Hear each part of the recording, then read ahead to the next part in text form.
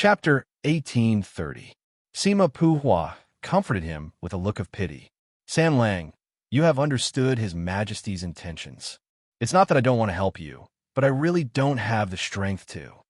Jean Lanting smiled faintly. His Majesty is naturally more insightful than us officials. If you don't mind me overstepping my authority, I do have a list of candidates. Sima Puhua was surprised. Oh, San Lang, please tell me. Jean Lanting, who no longer had a beard to show his ambition, smiled. The three candidates for the spring examination are Minister Yin, who has been a scholar of the Hanlin Academy for many years, Minister Yin of the Donyuan Pavilion, Minister Chun of the Left Loose Cavalry, Minister Yin of the Yellow Gate, Minister Yin of the Yellow Gate, and Li Jifu, Gao Tingshu, and Wu Tsongxian, the top three in the palace examination. These young talents can all be assigned to different rooms. Sima Puhua habitually stretched out 2 fingers to twirl his beard, carefully weighing the pros and cons. Finally, he nodded. This candidate is flawless.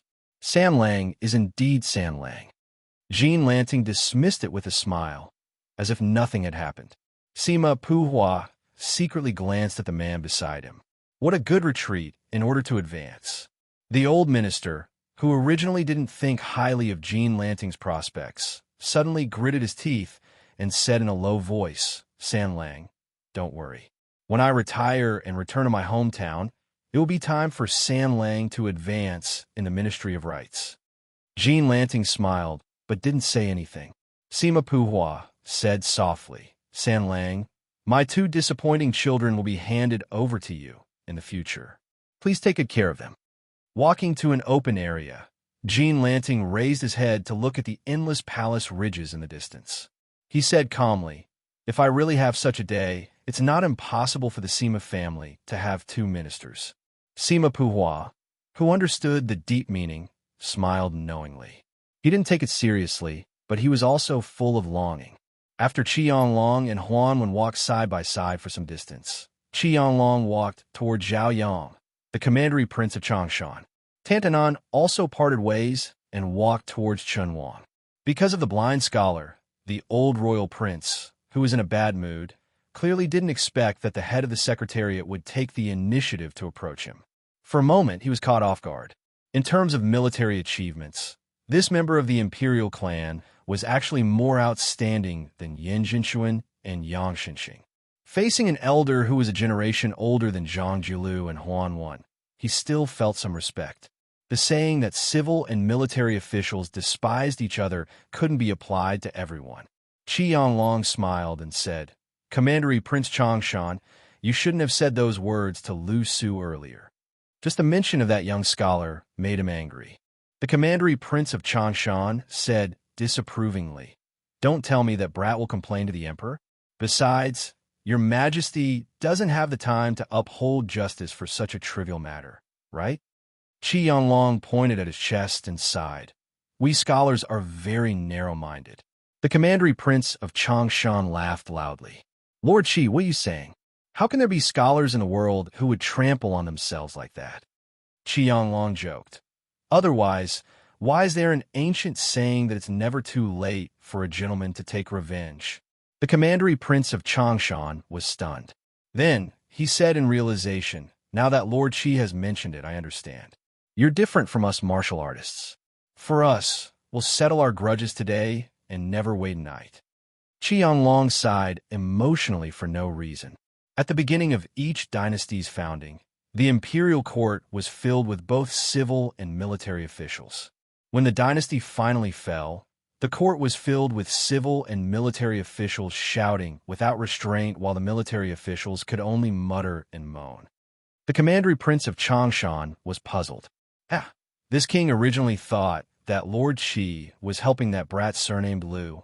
I'm a little confused now. Qianlong smiled. I didn't think much of it before I came to the capital. Now, I'm beginning to feel that there are too few martial artists like the Commandery Prince of Changshan in the imperial court. The old Commandery Prince restrained his expression. Lord Qi, if you have something to say, just say it. If you continue to beat around the bush, this king won't feel at ease at all. It's better to just scold this king directly. Qianlong shook his head and strode away. The two bigwigs of the Minxiao province, Huan Wen and Chen Wang, walked together. Aside from official business, they did not have much of a personal relationship. Huan Wen went straight to the point. Chen Wang, don't be angry if I tell you. Although you and that son Yin are both from Bailiang, this old man actually doesn't like you. Chen Wang did not seem surprised. He smiled gently and said, birds of a feather flock together. Tantanon is a straightforward person. Naturally, he would like to associate with son Yin. For someone like me who doesn't show his emotions, I'm too bureaucratic and crafty. I don't have much elegance. It's reasonable that Tantanon wouldn't want to get close to me. Huan Wen raised his eyes and looked ahead. Not far away, Yin Jieshi and Han Lin were walking together. Kainan was deliberately keeping a distance from Tang Tai's Wang. These small scenes were all part of the study of officialdom. Huan Wen was in a daze. Chen Wang asked, what's Tantanon thinking about? The old man's eyes were absent-minded. He said in a hoarse voice, all the officials are busy. Everyone is smart and calculative. Chen Wang was speechless. The old man turned around and asked, is it true that every dynasty can't escape this calamity? Chen Wang nodded, but then shook his head. The shrewd old man grunted. There was no need for Chen Wang to explain anything. The old man put his hands behind his back and said with a wry smile, the smartest people in the world are all here. In the end, the remaining idiots all ran over there. The old man was silent for a moment. In the end, he called out Chen Wang's name. Chen Wang said softly, Tantanon, please speak. The old man curled his lips. If, and I'm saying if, one day someone needs to stand out and speak up for those idiots, and I'm already dead by then, can you say a few words? Chen Wang stopped in his tracks. He pursed his lips tightly and did not immediately give a reply. The old man did not have the patience to continue waiting. He walked forward slowly and muttered to himself, how sad it is when there are only smart people like us left in the world. Chapter 1831. A horse-drawn carriage stopped outside the outskirts of Liangzhou City. A young man wearing a saber and a jade pendant alighted from the carriage, carrying a jug of green ant wine that he had just bought. Looking around, he saw persimmon trees scattered on the plains in twos and threes. Clusters of bright yellow flowers hung on the branches, barely making the barren northwest land look like a bumper harvest.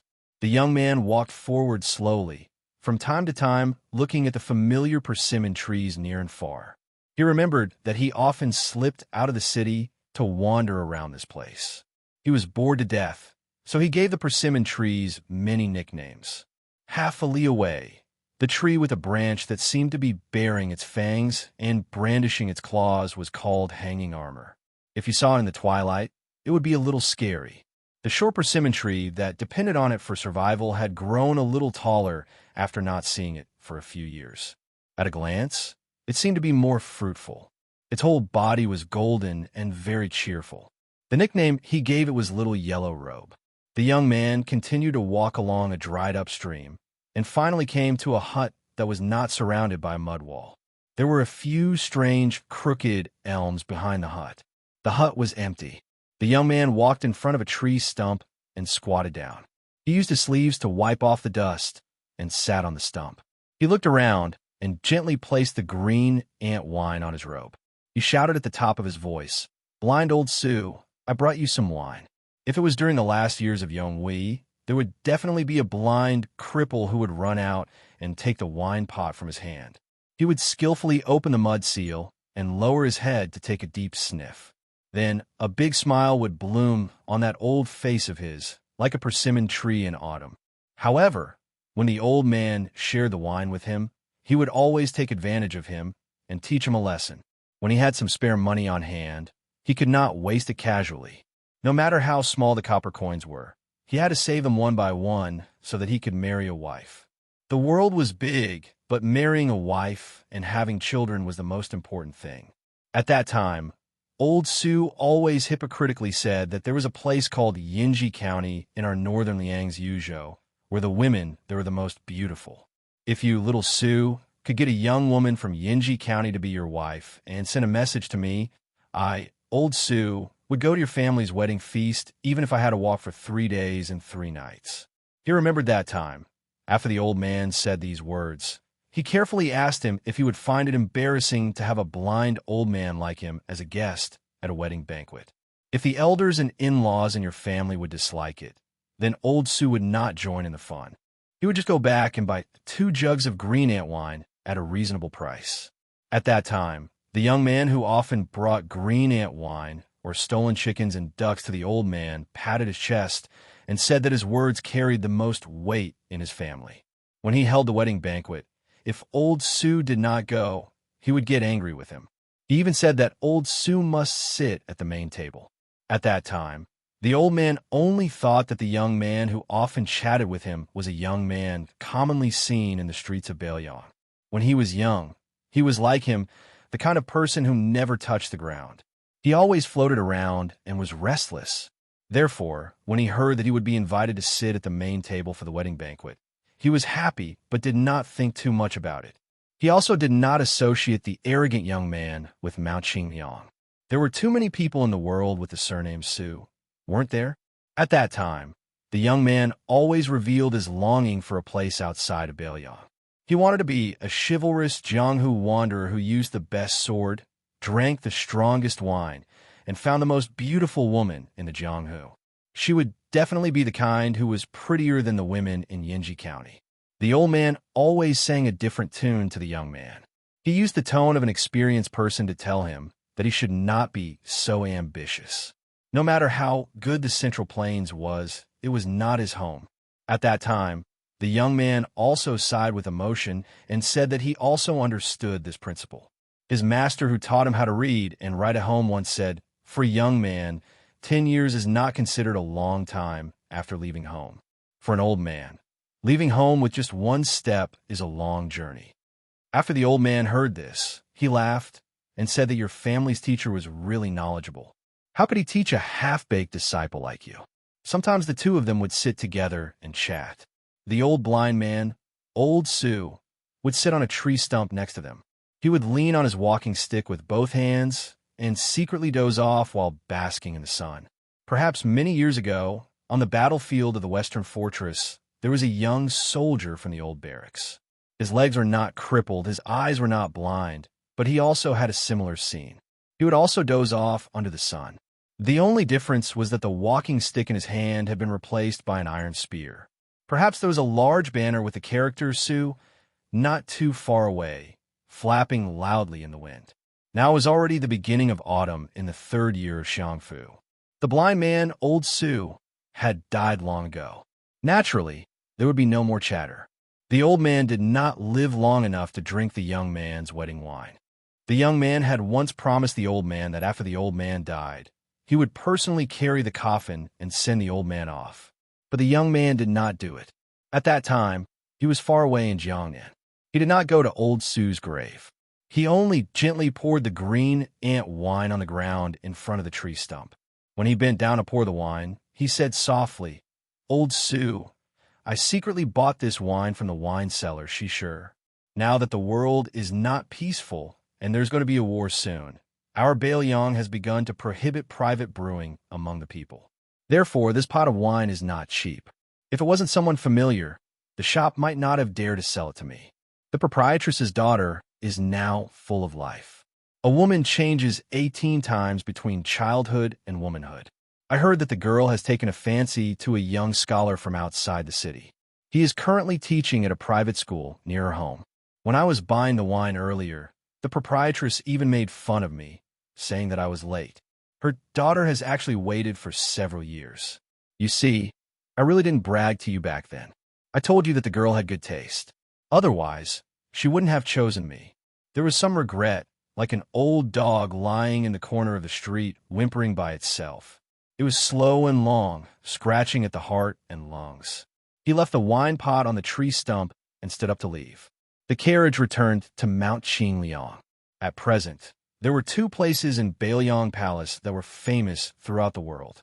The Wutangan Palace was jokingly called the Phoenix Pavilion, and halfway up the mountain, the residence of the deputy administrator that Song Dongming presided over was called the Dragon's Gate.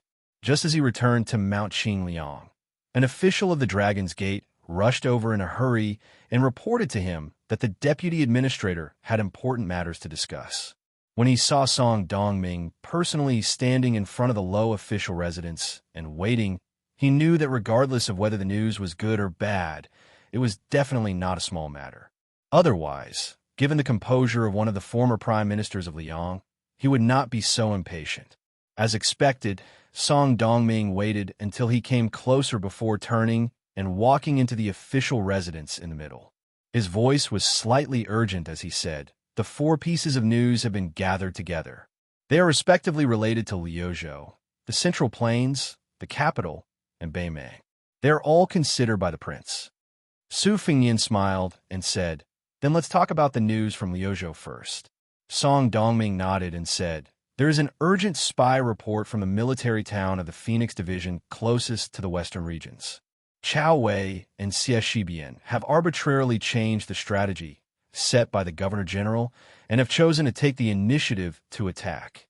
They want to take down Zhong Tan's cavalry in one go at the mouth of Mount Miyun." Su Fingyan's expression was normal as he said, "It should be because the monk soldiers of Mount Lantau did not move with Zhong Tan's cavalry."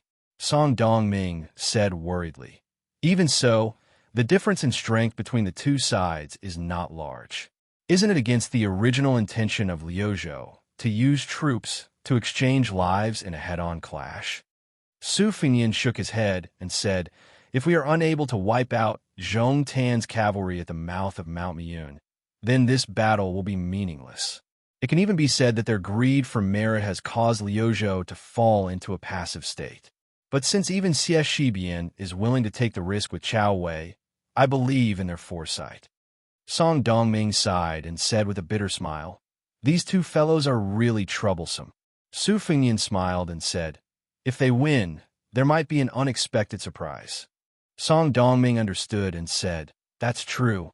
If Zhong Tan's cavalry is completely wiped out, perhaps Mount Lantau will have to reconsider."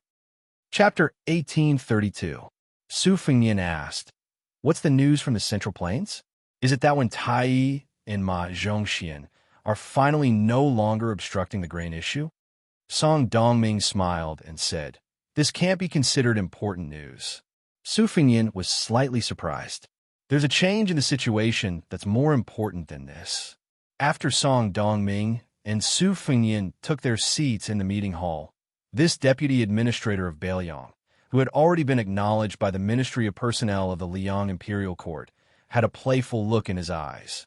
That king of Jing and Zhao Sun, who was originally loyal to the Imperial Court, has just joined the 2 rebel vassals. Su Fingyan was stunned where he stood. Song Dongming sneered and said, "Waiting for the right price to sell. This move is really beautiful. I estimate that this vassal king, who is able to judge the situation, has sold himself for a sky-high price." Su Fingyan felt this was absurd and said with a frown, "Could it be that Zhao Bing and Chun Zhibao want to push Zhao Sun out to be the emperor?" Song Dongming smiled and said, "Wang Yi is right." Su Fingyan sank into deep thought.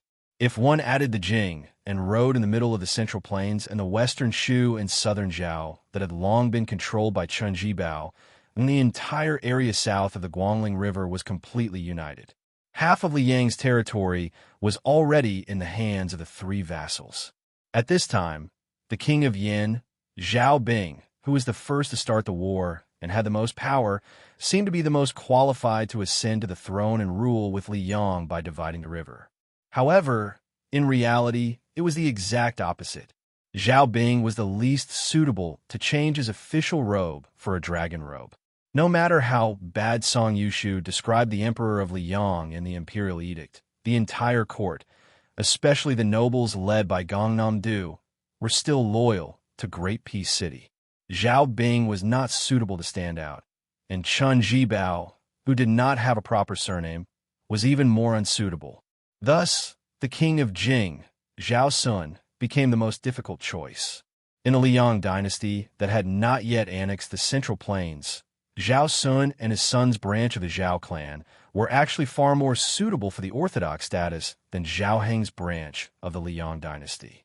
After the old king of Jing, Zhao Heng, failed to seize the throne and was exiled to Qing province. There was a reason for his deep resentment. In the current Xianfu dynasty, there were probably not many officials who knew of this secret. Before Zhao Zhuan's grandfather ascended the throne, because Chun Wang, who was of the same generation as him, did not have a son, the imperial clan court had proposed that Zhao Hong be adopted by Chun Wang's branch.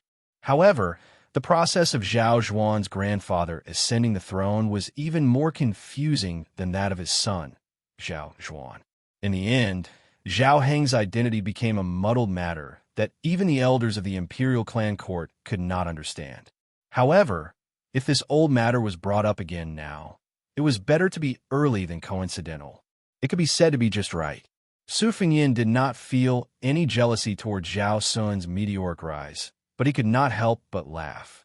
He thought of that pitiful fellow who had been thrown into the spring god lake by him twice. Did he really give him a dragon robe to sit on the dragon throne? Su Fengyin gathered his thoughts. No matter how chaotic the Central Plains are, that's it. All right, is there any movement in Great Peace City?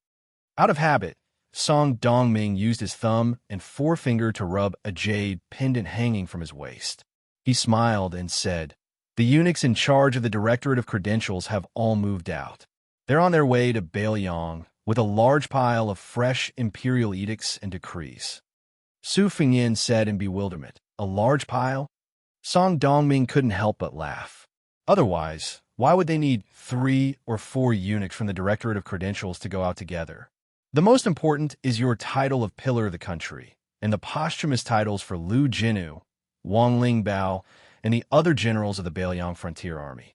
For example, Great Peace City posthumously made Lu Jinu a first-rank count and gave him the title of Good Jing. Other than that, there are also the titles of noblewomen prepared for Lu Cheng and Yin Shudong. The eunuchs from the Directorate of Credentials have moved slowly probably because they want to wait for your marriage and hope for a good fortune.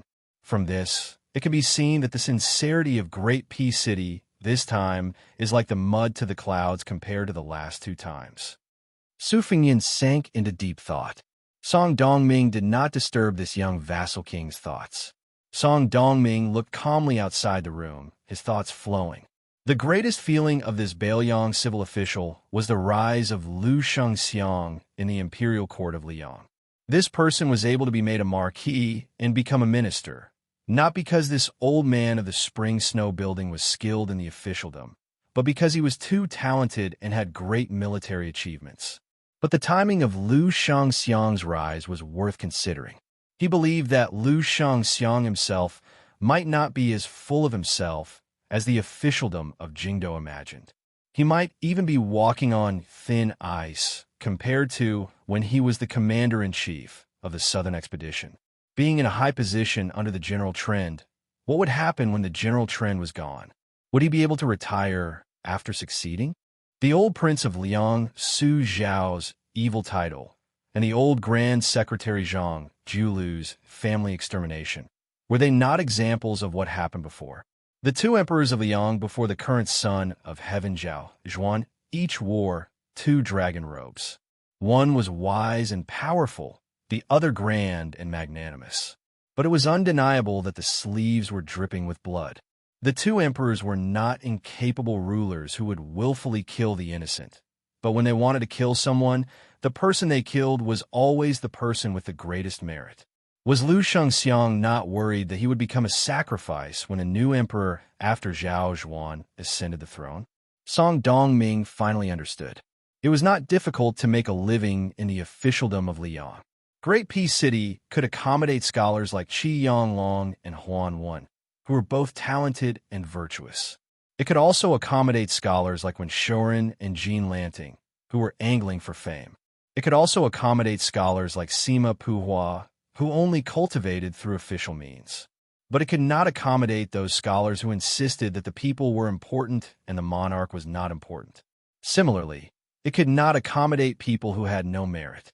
In Liang and the Central Plains, it was easy to become an official for the Zhao family, but it was not so easy to work for the common people. There were many things that even the emperor would be constrained in every way. In the early years, Bai Yin managed the transport of grain and officials. Perhaps this was what the late Emperor Zhao Dun wanted to do. But the complex power that had accumulated around the Zhao family for hundreds of years, or the new nobles who had recently ascended to power in the imperial court, each had their own desires, each had their own selfish motives. It was like a deeply entangled net, covering the sky and the earth, covering the territory of the Central Plains. On this large net, there were all kinds of unimaginably complex situations mixed in. The struggle for imperial power, the struggle for power, the struggle for political parties, the struggle for civil and military power, the struggle for noble clans and cold clans, the struggle for the northern and southern regions, the struggle for the capital, the struggle for the position of nobleman and villain, the struggle for the position of superior and inferior within each government office, and the internal and external struggles between government offices. Therefore, Song Dongming recognized Bailiang more and more. Here, doing things was relatively simple. But at the same time, Song Dongming also knew that this kind of precious simplicity would quickly deteriorate if the Bailiang Su family was no longer limited to the 4 provinces of Bailiang in the future. For example, between him and Baiyu, between the relatives of the Liu and Wang families, between the young people like Su Beiji and Chen Shiliang, and the old generals of the border army, between the outstanding people like Huang Shang and the notorious people like Huang Fujin and Li Mofen, between the cavalry and the infantry of Bailiang, between the elite border army, and so on. There might even be a day when a conflict would arise between Su Fengyin and the people. At this moment, Song Dongming had mixed feelings. A voice rang by his ear. "Sir Song, what's going on in Beimang?" Song Dongming came back to his senses and smiled. That Beimang princess, who goes by the pseudonym Fan Bainu, entered the pass from Ji province and came to our Yuzhou. She reported her name to Huang Fujin, and finally, under the escort of the cavalry at Tong Pass, she will arrive at Mount Qingliang in about 2 days. Su Fengyin asked in surprise, "What is she doing here?" Song Dongming shook his head. "I can't guess, but she brought a few retainers with her. They are all Jie Shui guards from the Biting King's tent." Su Fengyin said self-deprecatingly, "When did Bailiang become so lively?" Song Dongming was in high spirits, showing off his ability. He spread out his palms and then clenched them. "The ownership of the world is in the hands of Bailiang." Su Fengyin laughed for no reason. Su Xiao loved to hear these words when he was alive.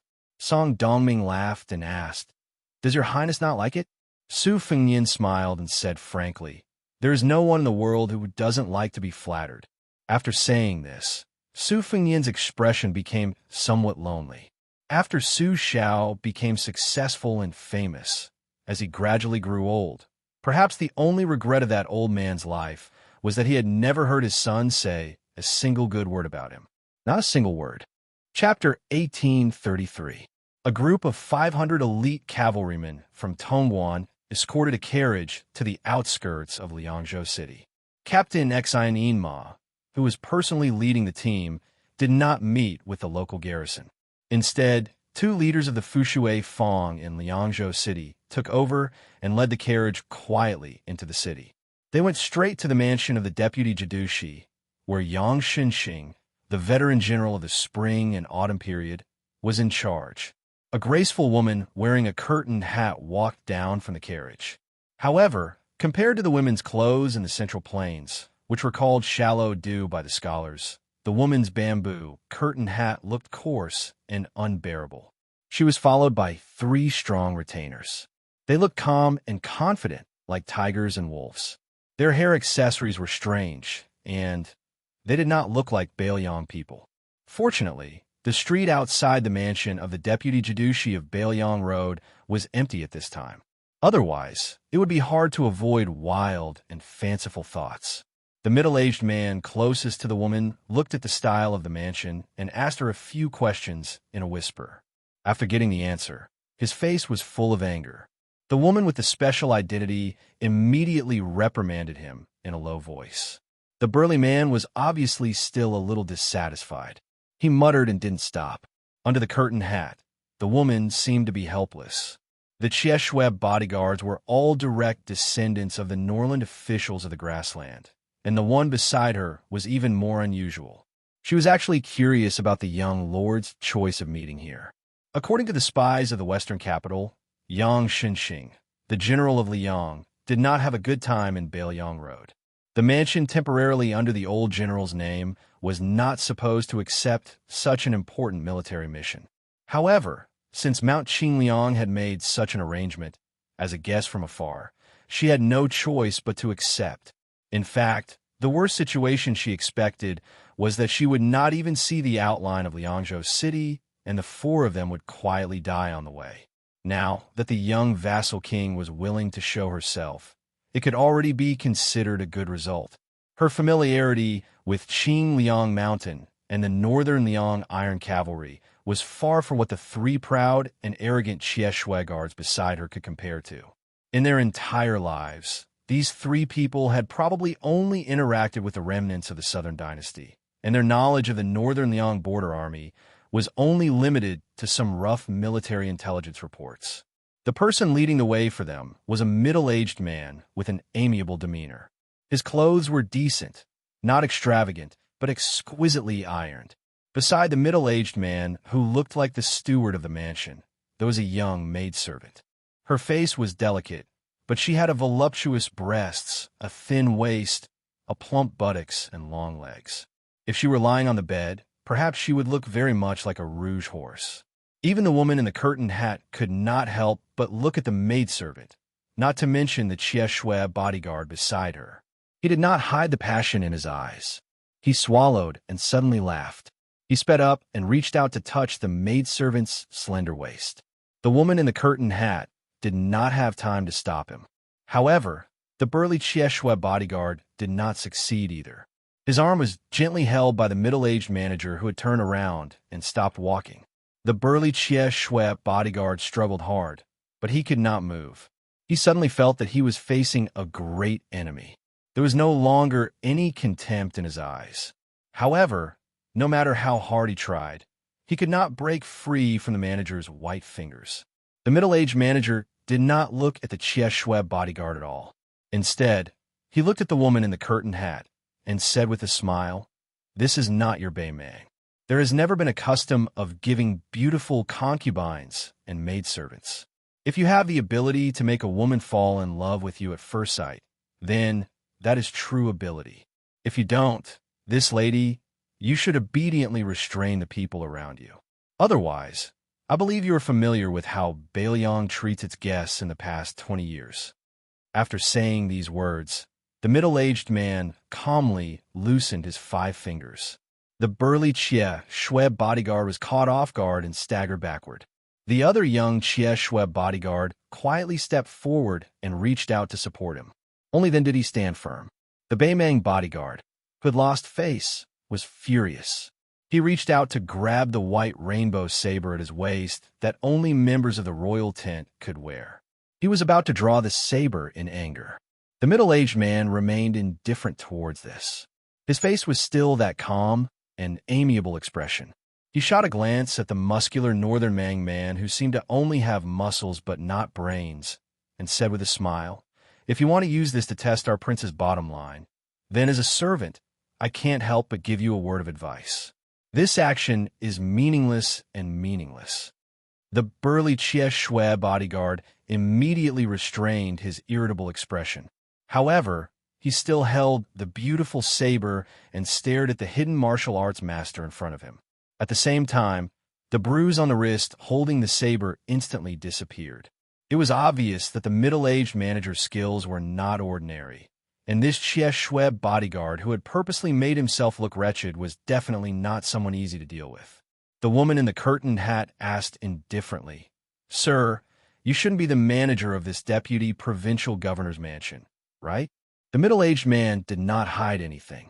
He nodded and said, "I am a servant at Mount Qingliang. I do some chores and welcome people who come and go." She suddenly understood. There was more respect in her tone. She smiled and asked, "Are you manager Song from Wutanyan of the Wang family?" The middle-aged man who had served the Bailiang Su family for 2 generations first signaled the maid to continue leading the way with his eyes. Then he walked side by side with the woman in the curtained hat who recognized his identity. He smiled and said, I didn't expect Princess to have heard of me. The woman in the curtain hat was Beimang's Qinghuan commandery princess who used the alias of Fan Bainu. She had the reputation of being the best in the grassland on horseback. The story of Fan Bainu and the former Beiliang protector, General Qinzhibao, a hero and a beauty, had also been widely spread in Beiliang. She said softly, "The king of Shu has mentioned Sir Song's father many times in casual conversation." Song Yu, the head manager of Mount Qingliang, frowned and did not reply. In Beiliang, perhaps even many of the spies and men of sacrifice who had entered the whisk room later did not know that the old manager, who had been coughing all year round, was actually the same as tide-listening Pavilion's Li Yishan and the current Chu Lushan, the founder of the whisk room. The reason why the old man at the bottom of the lake had been imprisoned at the bottom of the tide-listening lake was because he was no match for Jian Jiahuang. However, the reason why Jian Jiahuang had remained at Mount Qingliang as a horsekeeper was another secret that had long been buried in the depths of the whisk room's secret files. After Su Xiao had been conferred the title of king and taken over Beiliang, countless remnants of the Central Plains and Jianghu people had rushed to Mount Qingliang to take revenge on the Su family.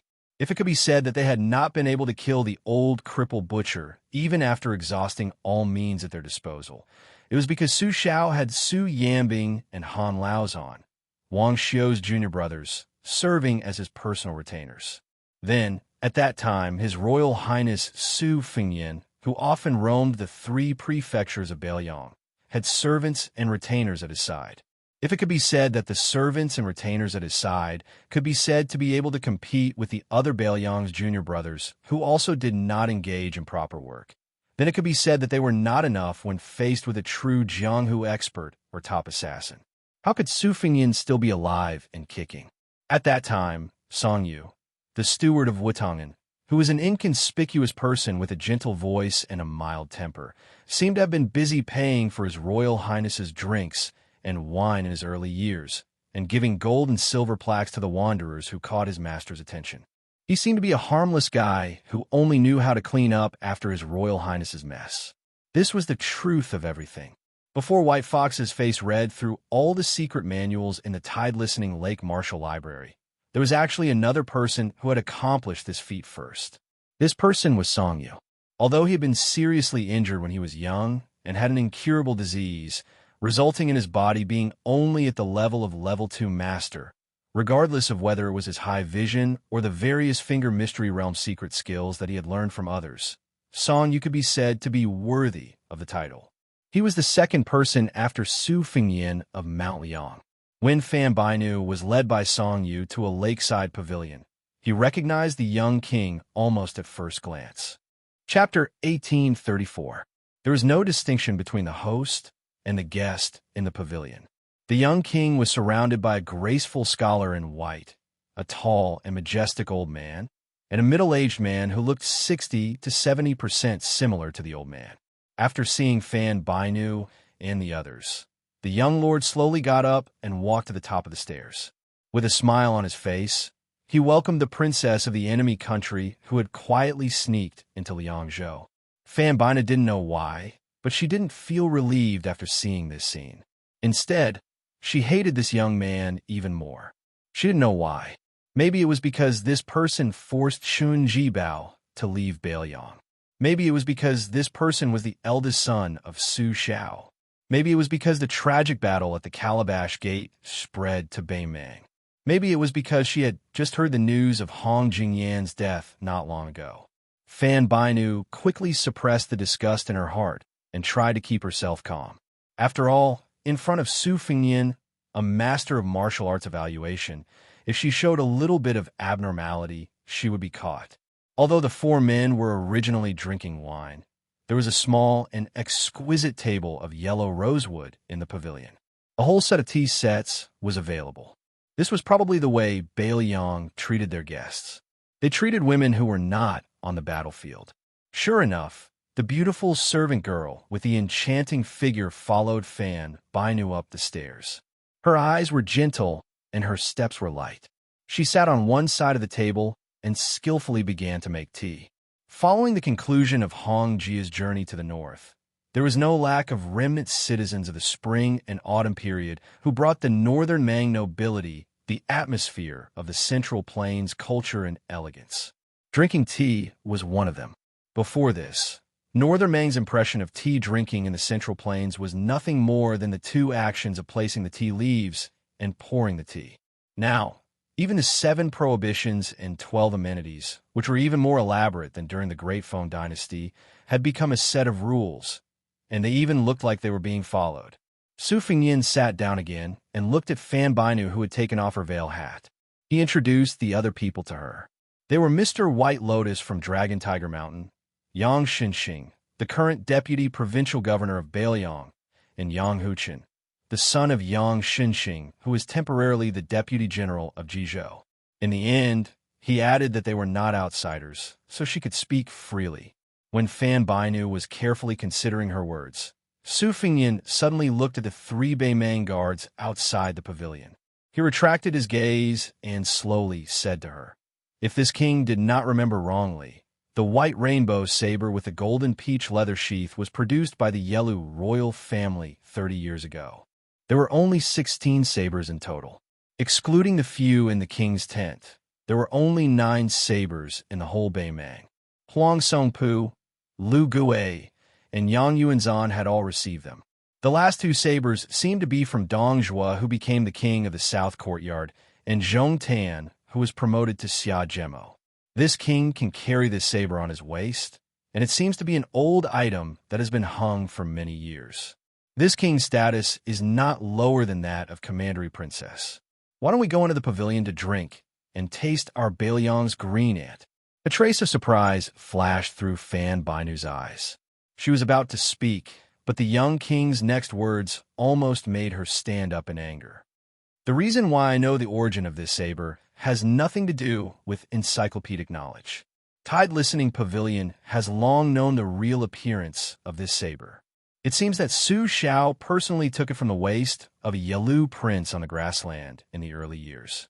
Last year, Yang Yuanzhan left another one at the mouth of the gourd. She sneered and said, 'Of course the prince has outstanding military achievements and is not inferior to his father's generation, but he doesn't need to use this saber to remind others.'" Su Fengyin shook his head and smiled. "Commandery Princess, you think too much. If this king wanted to show off his strength to you, he wouldn't be here to meet you for. Since you came from Yuzhou, wouldn't it be easier for me to let you go straight to the mouth of the gourd?" Fan Binu suddenly stood up. Su Fengyin ignored her. When he reached for the wine cup, he said calmly, "You came all the way to Liangzhou City. It won't be so easy for you to sit down after you leave." She smiled and turned to Shui Wei, who was carrying a saber and hiding his identity, and said something in Beimang language. Shui Wei strode to the pavilion, and she sat down calmly again. Su Fengyin asked directly, "This king is very curious. Who is the big shot who made Commandery Princess come to the south?" She also answered directly, "It's His Highness the Crown Prince."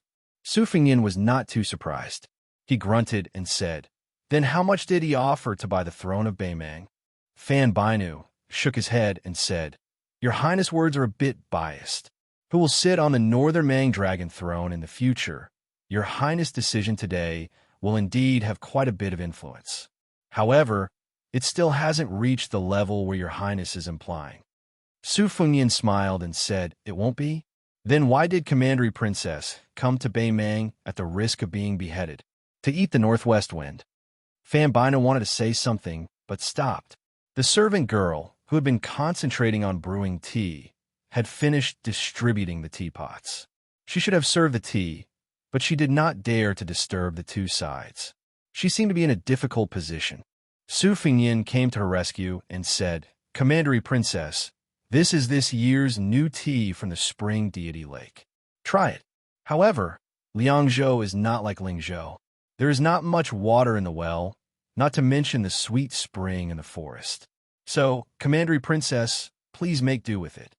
Fan Binu extended 3 fingers and took the teacup that was 70% full. She lowered her head and took a sip. Her waist was straight the entire time. Of course, she was a moving beauty.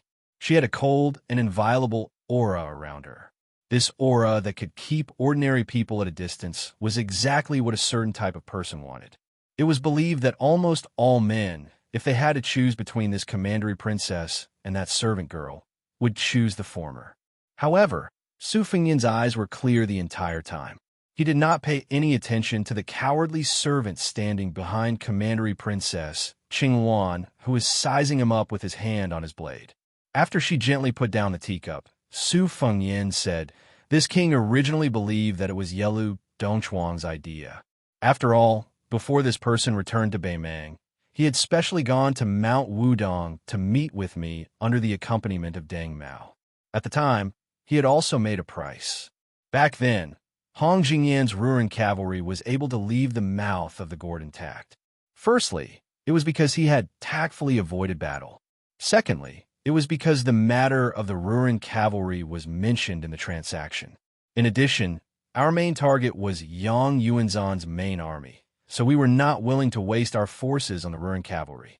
This king has met with such sincerity, and behind Commandery Princess stands His Highness the Crown Prince of Beimang, who has an even greater background than Yelu Dongchuang. This king feels that the following price should not be lower than Yelu Dongchuang's." In the ears of Commandery Princess Beimang, this news was earth-shattering. It was not strange that Yelu Dongchuang was ambitious, but he was lawless.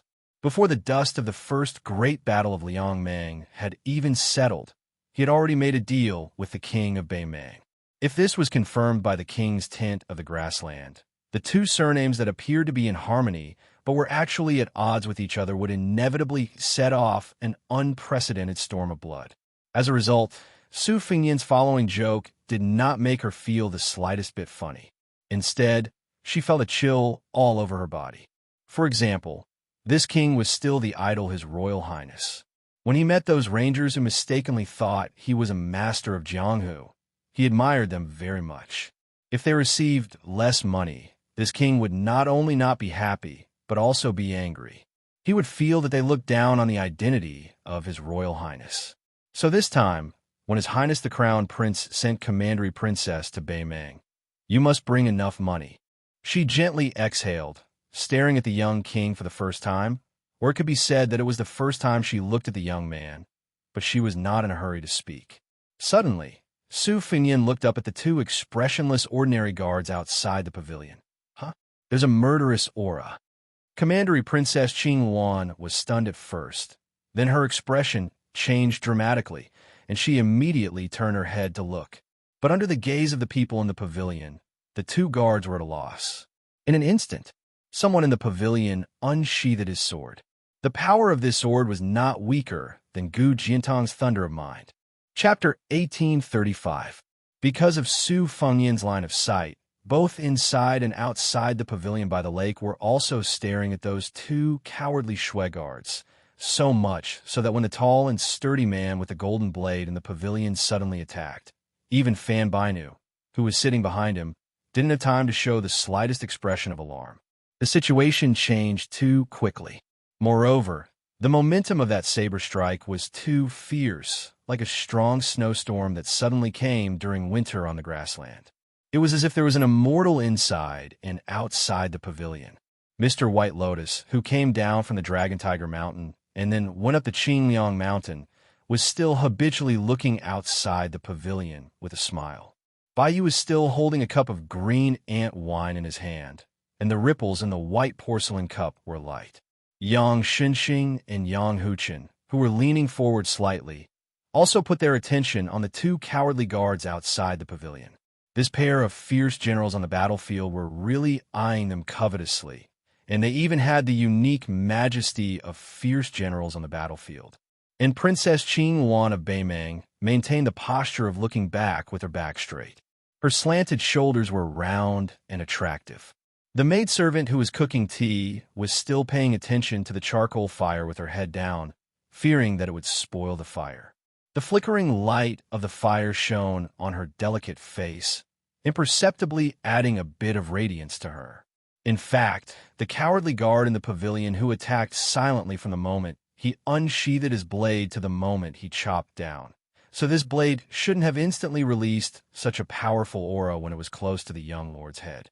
Just like when two armies collided, naturally, the horse hooves would already be as loud as thunder before the battle. How could it be like a spring breeze drizzle? However, this saber strike had done it. Therefore, everyone was caught off guard. Even Song Yu, who was the gatekeeper of the Qingliang mountain, who had all kinds of mysterious finger techniques and naturally had sharp senses, was a step slower to react. A burst of fine dust splashed up from where he stood, and this martial arts master, who might be the #1 level 2 master in the world, was about to jump into the pavilion. But the next moment, for some reason, Song Yu landed on the ground again, and his body didn't move at all. He no longer cared about the situation in the pavilion, and his gloomy eyes slowly moved around the two cowardly guards like a snake looking at a mouse. Logically speaking, as the local tyrant of Northern Liang, this private meeting was supposed to be a show of strength to these Northern Mang characters who had something to ask of them. For example, in historical novels, throwing a cup was often used as a signal. Hundreds of executioners would swarm over from behind the screen, or a pot of boiling oil would be set up in an open space, with the owner holding chopsticks. Unexpectedly, the young lord from the beginning to the end, Bei Mang, was the first to attack. This group of immortals knew that they were facing one of the four masters of the Bei Mang Wuxia, and in the territory of the Su family's territory of the Su's family, of the Bailiang cavalry, of the Su, of the southern of Bei Mang, of the southern of the families of the ofs. Mr. White Lotus's eyes were still looking outside the pavilion. The wine in his cup rippled violently, and he sighed softly. When Princess Qingwan looked back again, she didn't see the scene of heads falling to the ground and blood splattering everywhere. She only saw the deputy commander of the Bailiang Shui Guards, who had the same surname as her, still holding the sword in his hand. His whole body was full of power, like an eagle that had just swooped down from the clouds, his claws suddenly hooked onto the wooden frame. In contrast, the leisurely young lord was holding the cup with 2 fingers on his right hand, slowly raising it, and then smiling at her after raising the cup. It was very ordinary, like a friendly toast between 2 friends. But the young lord's left hand was raised high, and his 4 fingers were naturally bent. Only his index finger just happened to be pressed against the blade of the white rainbow sword in the golden peach skin scabbard. This unstoppable blade, after touching the young lord's finger, couldn't move forward even a little bit. Perhaps what could prove that the previous blade was indeed unstoppable was the black hair of the maidservant next to the young lord. The slightly undulating black hair was like a lotus in a pond. After waving the blade, with the most true meaning of martial arts in his life, the deputy commander of the Bailiang Shui Guards was pale, his eyes were desperate, and his lips were slightly trembling. Su Fengyan's finger that blocked the Bei Mang royal family's sword gently shook, and the white rainbow sword with the golden peach skin scabbard flew out of his hand, and with a bang, it was quickly nailed into a pillar of the pavilion by the lake. The Bailiang Shui Guards, who was determined to die, but also thought that the chance of success was very high, didn't care whether the young lord understood the Bei Mang language or not, and said in a trembling voice, "Weren't you successfully injured by Tooba? And then in Huayang Pass, you fought with Chun Jibao. Why are you not injured at all?" Fan Bainu's hands were tightly clenched on his legs, and blue veins appeared on his white skin. He raised his head and shouted angrily, "Yelu, Songlong, are you crazy? Why did you assassinate the king of Bailiang without permission?" The burly Danish Shui guard was in a daze. He turned a deaf ear to the commandery princess's exasperated reprimand. He muttered to himself, "This is impossible," over and over again. He was confident that he had crossed the threshold of the celestial state. If he was facing Su Fengyan, who was at the peak of martial arts, of course, it would be a joke. But the spy report clearly showed that the current young lord was in a bleak situation. Even if it couldn't be said that his life was hanging by a thread, his celestial body was almost shattered. Purely speaking of his body, he was even weaker than the ordinary Jianghu warriors who had reached the Finger Xian state, let alone the great Vajra of Buddhism who had cast an invincible golden body. It was just like those Taoist immortals who had taken the shortcut to the sky. They seemed to have endless mysterious secret techniques, but in fact, they were vulnerable in front of the pure martial artists who were down to earth on the road of martial arts. After the deputy commander of the Bailiang Shui Guards was exposed, one of the young Bailiang Shui Guards outside the pavilion finally couldn't bear the torment in his heart. Suddenly, his eyes turned red, and he roared, and then he blatantly pulled out his sword. Not only did he not look imposing, but he also gave people a feeling of sadness. However, before the young Baimang guard could take 4 or 5 steps forward, he was kicked in the waist by Xianxia from the side. The corpse that was killed on the spot flew out, giving the onlookers a feeling of fluttering willow catkins. Next, everyone present looked at the remaining Bailiang Shui Guard in unison. Songyu's eyes were cold, Yang Xinxing and Yang Huchen's eyes were sharp, and Mr. White Lotus, who had been reading too much, seemed to know his own limits. He didn't look outside the pavilion in vain. Instead, he put down the empty wine cup and smiled at the frightened maidservant who was cooking tea, as if he wanted to ask her for a cup of tea. The young Bailiang Shui Guard had a pitiful look on his face. A strange scene appeared. It was still not outside the pavilion, but inside the pavilion, very close to the young lord. Su Fengyan leaned back, barely dodging an extremely ruthless hand knife. The arm that was exposed from the shoe-embroidered sleeve was slender and beautiful, full of ivory gloss. But when her hand was used as a knife, it was full of murderous intent. Chapter 1836.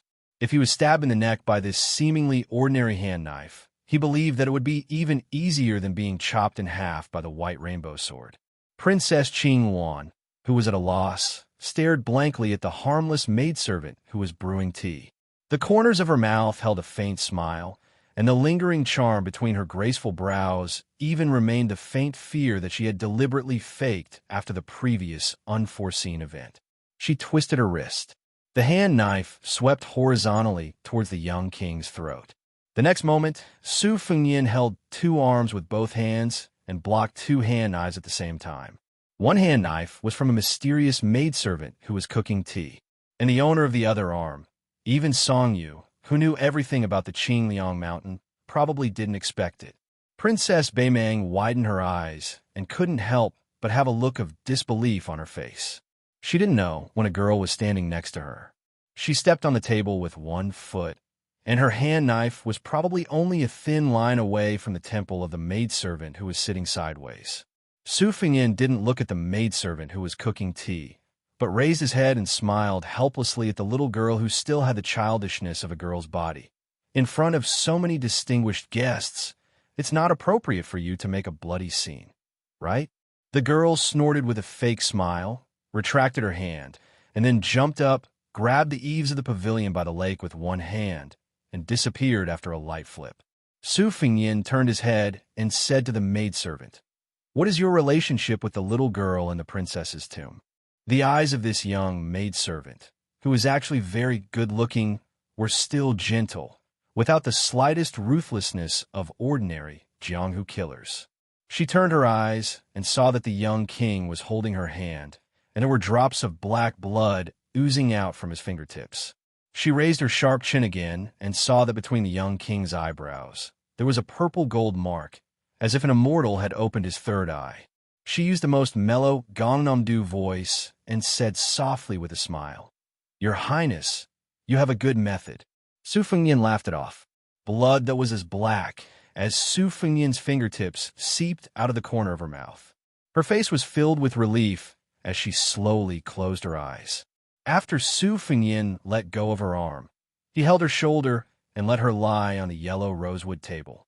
She was just like an ordinary servant girl, slacking off and falling asleep. Su Fengyan replaced the maidservant and handed Bai Yu a cup of fragrant spring spirit lake tea. Mr. White Lotus took the teacup, sighed again, and drank it in one gulp. Drinking tea was like drinking wine. The vice commander of the Xie Shui Guards watched all of this with cold eyes. It was very likely that her real identity was the maid of the Princess Tomb female death warrior. When she attacked, he didn't have the intention to take advantage of the situation. At this time, he had a heroic smile on his face. He didn't show any sign of kneeling down and begging for mercy. He said loudly, "Your Highness, my life, do you want to take it personally, or do you want someone to do it for you?" Su Fengyin reached out his hand and gestured for him to sit. With a Northern Mang official's voice that carried the accent of Gusai province, he said with a laugh, "This king is truly strange this time. The family that you, Yilu Songlong, belong to has always considered themselves to be the orthodox Yilu surname. Didn't you, Yilu Honkai and Yilu Donghua, this pair of grandfather and grandson's families always view each other as enemies?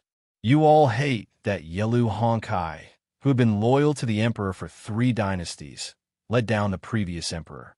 Moreover, since you can sit here this time, you can clearly be considered a trusted aide of your Northern Mang crown prince. Why would you help them turn around and stab the crown prince?" Yilu Songlong hesitated for a moment and finally sat down. He was puzzled. "Why does your highness think that I am allied with Yilu Honkai?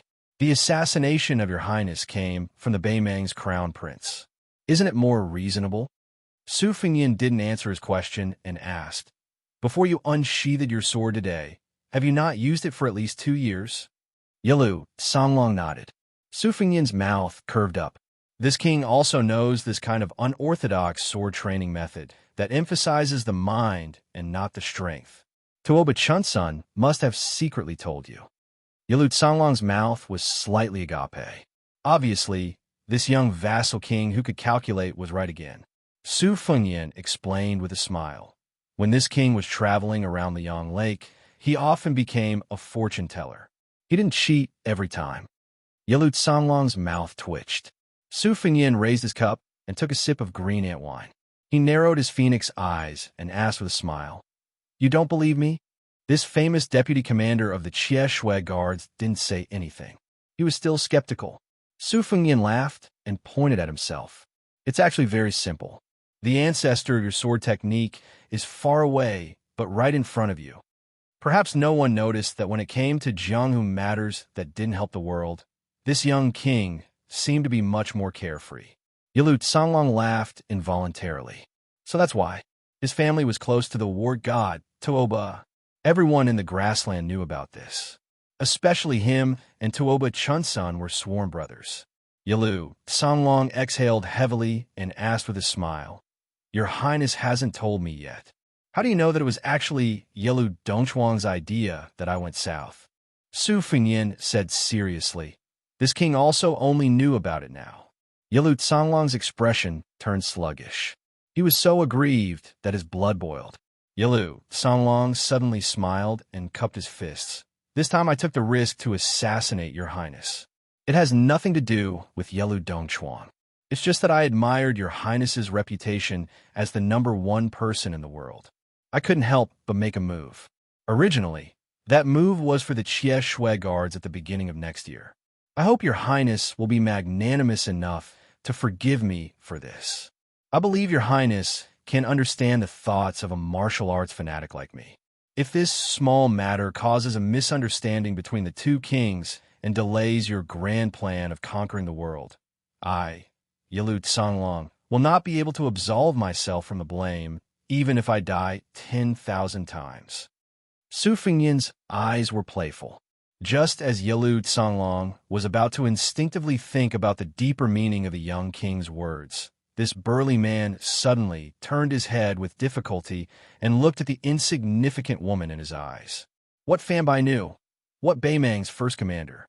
Originally, as long as he completed this business, there would no longer be Princess Qing Wan in this world. She would only become a plaything on his bed.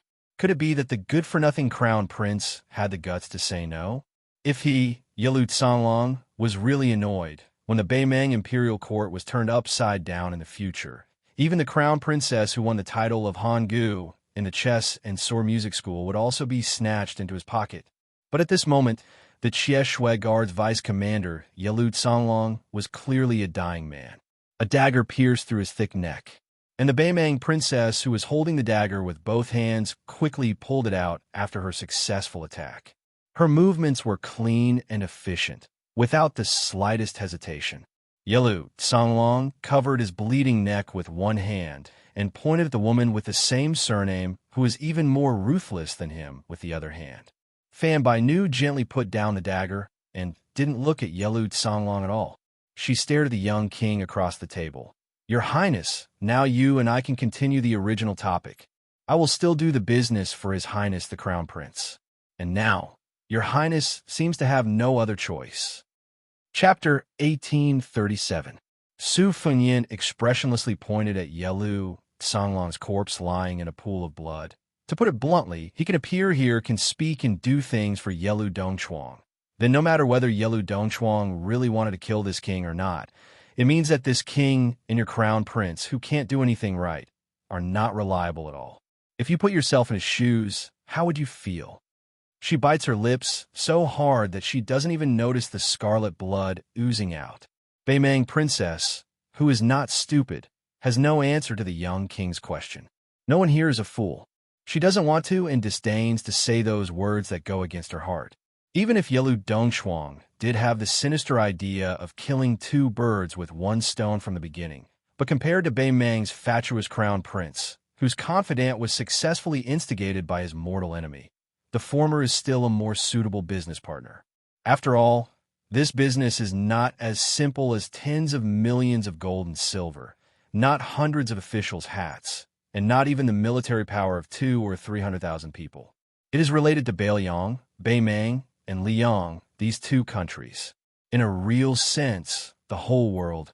If you're not the kind of ambitious and ruthless person who lacks temperament, real power, skill, and even destiny, you can only be a joke. Throughout history, only the ambitious wolves are qualified to fight for the world. In fact, she is sitting here now, is already a big joke. Yelu, Songlong's knife, and the tea maid's assassination. Isn't it Yelu Dongchuang, the ambitious young man, showing his monstrous power in the grassland to the whole Beiliang and Su Fengyan? As for her, a chess piece played by the big people, how can she be on equal footing with the young man, surnamed Su, in front of her? She pulls the corner of her mouth, smiling bitterly. These years, she has always believed that the Beiliang cavalry that made the whole Beimang suffer was given to this young man by Chen Jibao with both hands. It was the white-clothed war saint's charity. Now looking at this young man, who has been talking and laughing from the beginning to the end, this hidden thought in her heart is not as firm as before. At this moment, a poor guy, who is in a more awkward situation than Beimang Princess in the pavilion, moved. Song Yu suddenly appeared next to the only timid Shui guard who was still standing. The latter raised his hands high and tried to move away from the sword at his waist as far as possible to show that he was an honest man. When he met the eyes of the king of Beiliang, the young guard swallowed his saliva and said in a trembling voice, "His Highness asked me to send a message to your Highness." Nodded his head a little bit. Then the cowardly Shui Wei said something inexplicable. Mr. White Lotus, who was in the pavilion, tilted his head and smiled at the young lord. As for the other peoples, they are. That sentence is of the of Bimes of Baiman. His Highness wants to ask your Highness, in your Highness's Wutongin, are there more parasol trees or more purple bamboos? Even though many people in northern Mang, whether it was the northern court or the southern court, were curious about Su Fengyan, the new prince of Liang, the crown prince, who was at least the second most important person in northern Mang, being so interested in a small Wudong courtyard was still very boring. Princess Beimang Princess didn't know whether to laugh or cry, but she also felt disheartened. The reason why she became the leader of this trip to the south, in addition to her familiarity with Beiliang, is that her family has high hopes for the crown prince, or it is because she sees him as a rare commodity. After plucking up the courage to say this, the young, cowardly Shui Wei felt as if he had been fighting for a day and a night. His legs felt weak, and his entire body felt weak. Su Fengyan is stunned, and then said with a smile, "Tell your crown prince that if there is a chance, this king invites him to come to Wutongin to count. He feels that if he can return to Beimang alive, he must tell all his acquaintances. The young king of the Su family, like his father Butcher, is too powerful. He is worthy of being a Wu Dao master who is as famous as Tuoba, the grassland's god of war. He is worthy of being the king of Beiliang, who killed General Yang Yuanzhan. The grassland men have never been merciful to weak enemies, but they are never stingy with their respect for the strong. His family elders once told him that the biggest difference between the grassland and the central plains of Yang is that the scholars there, as long as they are rivals in their hearts, they will never respect them. But it doesn't stop them from wagging their tails and begging for mercy when they are living under someone else's roof. But we grassland men are different. No matter how many generations of our ancestors were displaced, no matter how powerful the enemy was behind us, we will travel thousands of miles like wolves. This young man of Beimeng who worships martial arts in his bones is in awe, but also a little excited. In the grassland's most honorable timid guard, who doesn't have a relationship with the royal family? Everyone is arrogant, but who has seen this legendary figure with their own eyes like me? If it weren't for the fear of being killed on the spot, the timid guard would have taken a few steps forward. In the lakeside pavilion, Princess Bemang had already given up, but her eyes lit up, and she can't suppress the excitement in her voice. "Your Highness?" Su Fengyan nodded and then shook his head. "This king didn't agree to form an alliance with your crown prince, but I can give him another chance. The premise is that he must take out something more sincere than Yelu Dongchuan." Her eyes were shining, and she said confidently, "No problem. As for the thing in my hand, Your Highness, please take a look at it first. I believe Your Highness won't be disappointed." Su Fengyan joked. "This king is already not disappointed today. Princess, don't worry. Let Steward Song take you to General Yang's mansion and find a quiet and elegant courtyard to stay for the time being. Some things can't be thoroughly explained in a few words. Not to mention that this king also needs to weigh the pros and cons repeatedly." She put away the dagger, stood up, and put on the curtain hat again, leaving this small pavilion that may leave a strong mark in the history books in the future. In less than an hour, she walked side by side with Song Yu, who also looks gentle and elegant. This time, Princess Qingluan of Beimeng has a completely different mentality. Chapter 1838. Song Yu still didn't exchange any pleasantries, and her expression was still warm. After leading the princess to a small courtyard, Song Yu turned around and left. She gently pushed open the door. The young Xie guard was standing at the bottom of the stairs, about to move to the side room. She suddenly asked, "What does His Highness mean by that sentence?" The Xie guard, who was the only one left alive, hesitated for a moment.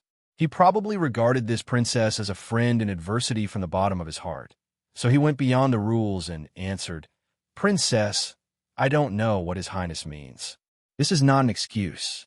To be honest, during this trip to Bailiang, I have privately pondered over this sentence countless times, but I still can't figure out the mystery behind it." She didn't say anything else, pushed open the door, and closed it. She took off the curtain hat, leaned against the door, and almost collapsed to the ground. Today's matter in the lakeside pavilion. There were layers of conspiracies and overt plots, complicated and confusing. In the end, she was just a woman who was far away from the center of the imperial court of Beimeng. After Yelu Songlong made his move, she was in a state of incomparable tension. It was really not easy to support herself to this room without batting an eyelid. For some reason, at this moment, faces appeared in Princess Qingluan's mind. First, it was the grandfather and grandson. The skinny Yelu Dongbei's dark face that revealed a mouth full of white teeth when he spoke. There was also his grandfather Yelu Hongsai's smiling face. The old man liked to smile at everyone, and when he smiled, he would reveal his sparse yellow teeth. Then, it was a handsome face that she couldn't forget. It was the man in white who was silent no matter when and where in her memory. Finally, it was the pale face full of excitement and fighting spirit when the crown prince of Beimeng told her to be careful before leaving. She breathed rapidly, gasping for breath. She closed her eyes in pain. Unconsciously, she vaguely remembered the face in the lakeside pavilion. She opened her eyes, gritted her teeth, and said, "If that knife didn't stab Yelu Songlong's neck but your eyes, it would be satisfying." Deputy Provincial Governor Yang Xinxing, who had been feeling uneasy, walked around the tables and glanced at the corpse of the female death warrior lying on the table. He cupped his fist and lowered his head as he said in a heavy voice, "Prince, I, Yang Xinxing, have committed the crime of negligence. I am willing to accept the punishment without any complaints. Su Fengnian waved his hand and said with a smile, "It has nothing to do with old General. After all, she was able to enter this house in the first place because of our Liangzhou branch's Yangying branch and Fushui branch's responsibility. However, I don't dare to complain about my second sister's injustice. As for Chu Lushan, that guy is probably thick-skinned and is not afraid of my scolding. Therefore, old General and I are actually the most innocent." Yang Xinxing was unwilling to look up. Yang Huchen first patrolled the western area of the territory as the Deputy General of Ji Province. Then, he secretly entered Liangzhou with the help of Beiliang's Yangying branch's spies.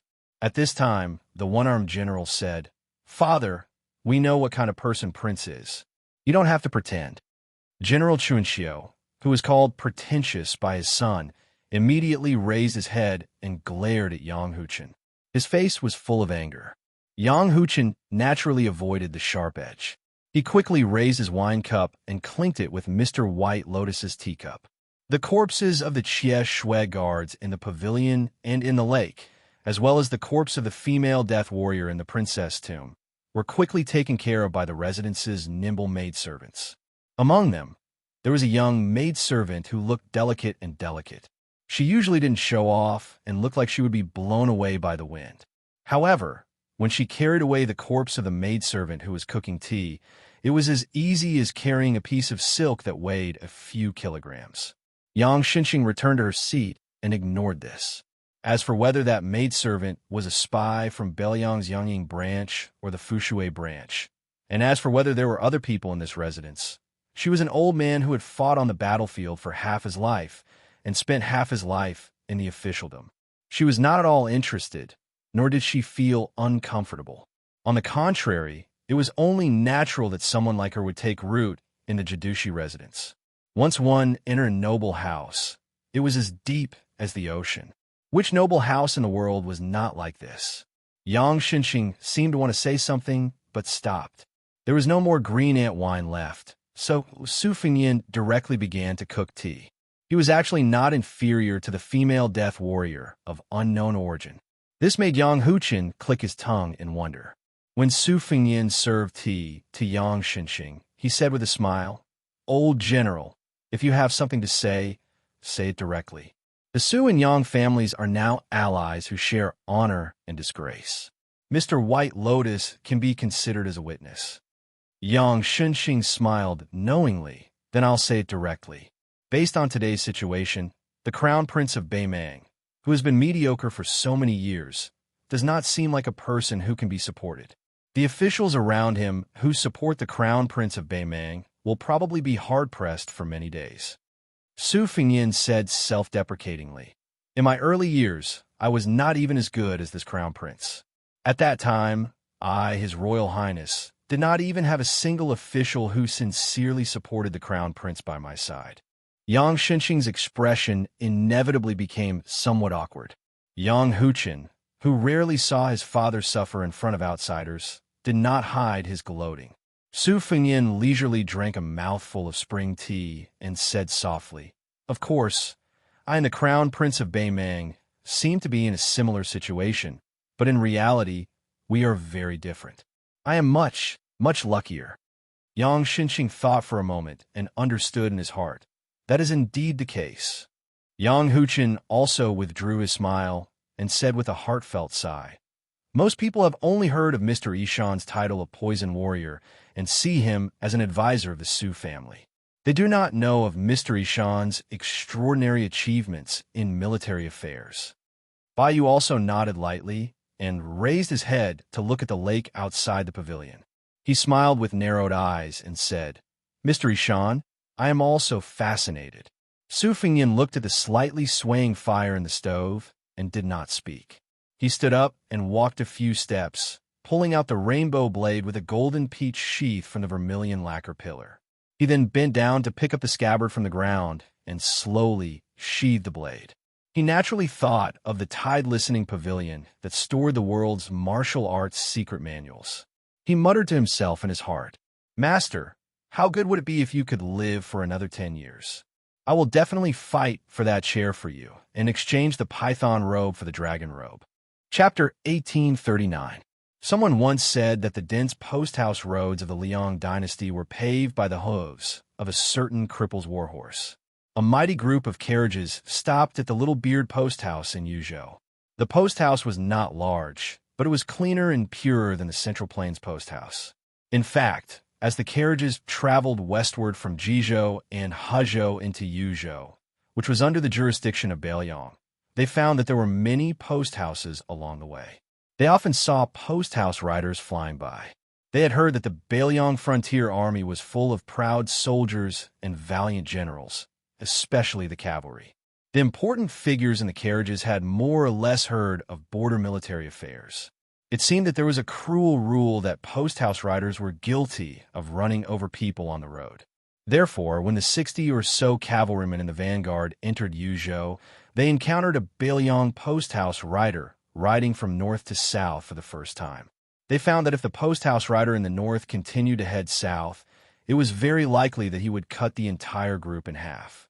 It should be noted that the 3 or 4 carriages in the middle were all filled with nobles from the palace. What would they do if they clashed with the Beiliang post-house riders? The 60 elite retainers from the capital immediately panicked. Although the officials in Beiliang wanted to worship them like ancestors on this trip to the west, the vanguard cavalrymen did not say anything and turned their horses to block the carriages behind them. They would rather jam together than let the post-house rider pass unimpeded. The post-house rider, who had been prepared to stop his horse, clearly did not understand what this powerful group of carriages was thinking. As he continued along the post-house road, he could not help but turn his head to take a few more glances at the crossroads. His gaze was strange. He probably felt that the foreigners, who looked rather neat and orderly, were a bit too polite. Afterward, a lieutenant from the Armory Department of the Ministry of War explained that the post-house rider had a feather proclamation on his back. It indicated that he was an ordinary post-house rider in Yuzhou and that the spy report he passed on was of the most common type. However, the vanguard cavalry lieutenant who acted on his own initiative was not reprimanded. An old eunuch from the Directorate of Ribbon Insignia in a red python robe spoke the thoughts of everyone in the carriages. In Beiliang, it is better to be safe than sorry. Now, most of the Liang soldiers understood that there were 3 types of soldiers in the world: weak troops, strong troops, and the last type was called the Beiliang cavalry. Last time, the new Prince Liang had led less than 1,000 white horses into an important area in the capital. The result was that he had entered a place where no one could stop him. This incident caused Great Peace City to lose face and caused a general of the imperial family to resign from his position in the imperial clan court. The Ministry of War did not interfere, but everyone in the Jingdo officialdom knew that this yamen, which held military power in the world, had not been kind to the generals from the Jingdo branch in the last half year. Every time they came to do something, it was like they owed tens of thousands of taels of silver. Later, at the end of the Battle of Guangling, the 10,000 Great Snow Dragon cavalry suddenly came out of seclusion. The assistant minister of the Ministry of War, Su Gong, who had returned from the Tuliao, personally led the elite troops of the capital to intercept them. There were also the cavalry of Ji and Qingzhou in the north and south. There were also the local troops who did their best to serve. Now, there was a rumor in Great Peace City that this time it was Liu Sheng, who had experience in the Guangling battle, who stood out, and not Su Gong, who had merit in the Tu-Liao border battle. It was because of that embarrassing interception that the emperor was too disappointed in this Gangnam-do Confucian general. The attitude of the little whisker slope into these emperor's envoys was neither warm nor cold. They were not attentive and flattering, but they were not cold. The head eunuch of the Directorate of Credentials was not surprised by this and did not nitpick on this matter. First, the eunuchs of Liang rarely left the capital.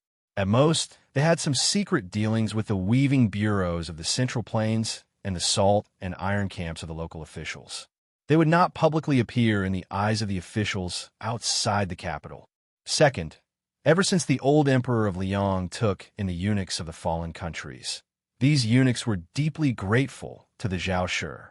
No matter whether it was the old people who had experienced the fires of war or the younger generation eunuchs they had raised, there had not been any rumors of trouble in the internal court in the past 20 years. The matter of eunuchs interfering in politics had disappeared. Even the powerful Cat Han Xianxia, the head of the ceremony directorate, was only known as one of the three great devils of the spring and autumn period. The Zhao of Liang had no doubts about his loyalty to the head of the eunuchs in the world. Later, the young Song Tonglu took over the ceremony directorate and was well known among the civil and military officials. The little whisker slope was not big enough to accommodate the imperial eunuchs, the imperial bodyguards, and the elite cavalry of Jingji, totaling more than 1,000 people. If it were anywhere else, the prefectural government of each province would have made appropriate arrangements and promised that they would not disturb the people. As for whether they really did not disturb the people, the head eunuchs of the Directorate of Credentials would naturally turn a blind eye. However, after arriving in Yuzhou, there were many inns, but not many. It was common for most of the imperial edicts to hide their meals and sleep in the open. On the other hand, the Directorate of Credentials took the initiative to discuss with the Yuzhou inns on how to avoid disturbing the people of Bailiang as much as possible. After the three eunuchs entered the inn, they gathered in the hall to discuss matters as usual. However, they were not in a hurry to speak. Instead, they drank a pot of tea prepared by the little whisker slope in deputy and waited patiently for news from a trusted eunuch. Very quickly, the young eunuch respectfully led a young, scholar-looking figure into the hall. The young eunuch obediently left the hall, closed the door, and waited outside. When they saw the young man in green, the three heads of the Directorate of Credentials immediately rose to greet him. They lowered their voices slightly and said with a smile, "Greetings, Lord Chun." The term husband was originally old Li Yang's way of speaking out of respect. It was specially used to address the big shots in the army or the ministers who held the power of the court. In the entire dynasty, there were probably only 7 or 8 people who were addressed this way. However, at that time, the Eastern Wei, Southern Tang, and several other dynasties that stood side by side with Liang still had national power. There was also the saying of husband, but it was extremely indecent. It was said that those men with delicate and pretty faces had delicate and pretty voices that were not inferior to those of orioles and swallows.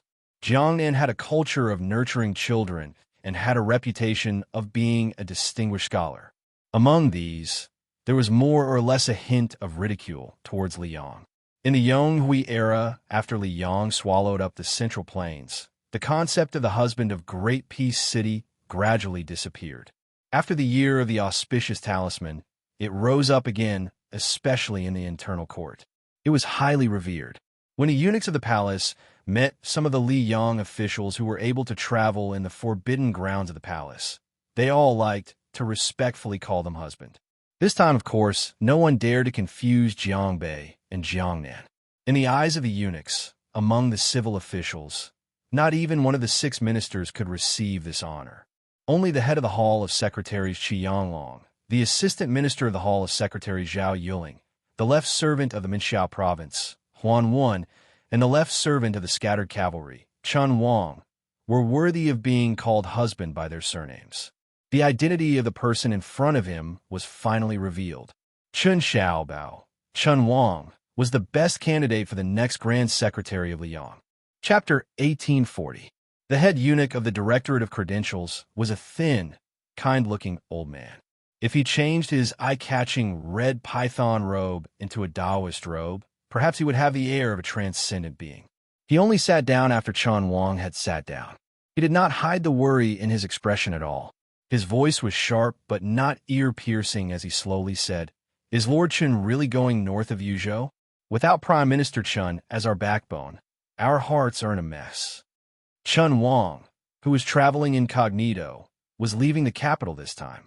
Only a handful of people in the capital had the right to know about this, and they could be counted on 2 hands. He smiled slightly and said, "Eunuch Liu, there is no need to worry. This time, I will send an imperial edict to Mount Qingliang. There won't be any mistakes." If it were someone else who gave such half-hearted consolation, No matter how good the head eunuch of the Directorate of Credentials was at maintaining his composure, he would still secretly fly into a rage out of humiliation. However, since it was Chun Xiaobao who said this, the old eunuch truly felt a bit more at ease. In the official world, only smart people could become high-ranking officials. As a result, their words and actions were often full of mystery. It was hard for both sides of the conversation to not think deeply, wishing they could break a sentence into 8 parts and ponder it over, glorifying it by saying that they didn't have enough comprehension. This was especially true for the likes of the old Minister of Appointments, Zhao Yuling, and the Prime Minister of Yonghui, Yin Mao-chun. Who would dare to be careless when chatting with these extremely intelligent pillars of the court? Perhaps when they casually said, "Today's weather is not bad," the officials who heard it would chew on it for a long time, catching wind and making groundless accusations. How tiring was that? Of course, this kind of tiredness was still something many officials enjoyed. However, in a Liang court, there were still a few people who were different. Even in the Zhao family Wang of Great Peace City, where all the heroes of the world were in the net, some people still stood out from the crowd. For example, the old Grand Secretary Zhang Julu, Tantanon, Huanwen. Now, there was finally another Chun Wang in the year of auspicious talismans. When speaking to these 3 people, no matter how big or small the official title was, one didn't have to rack their brains to deal with them. In short, it was a very worry-free matter. The reason was very simple. These were true scholars and great officials. One could not rely on words to flatter them, and would not be punished for their words. The 3 of them might not be saints of the official world, but even if they had desires, presumably not everyone could understand them. What are the so-called gains and losses in their realm? In that realm, they were, in these years, the Great Peace City officialdom seemed to hold the meteoric rise of Jean Lanting in high esteem. However, as for the truth, perhaps Tantanon's slap in the face in his early years had already revealed the secret of heaven. Each mountain was taller than the other. Smart people would always meet smarter people. Just by relying on intelligence, it was easy to become an official, but not easy to become a high official.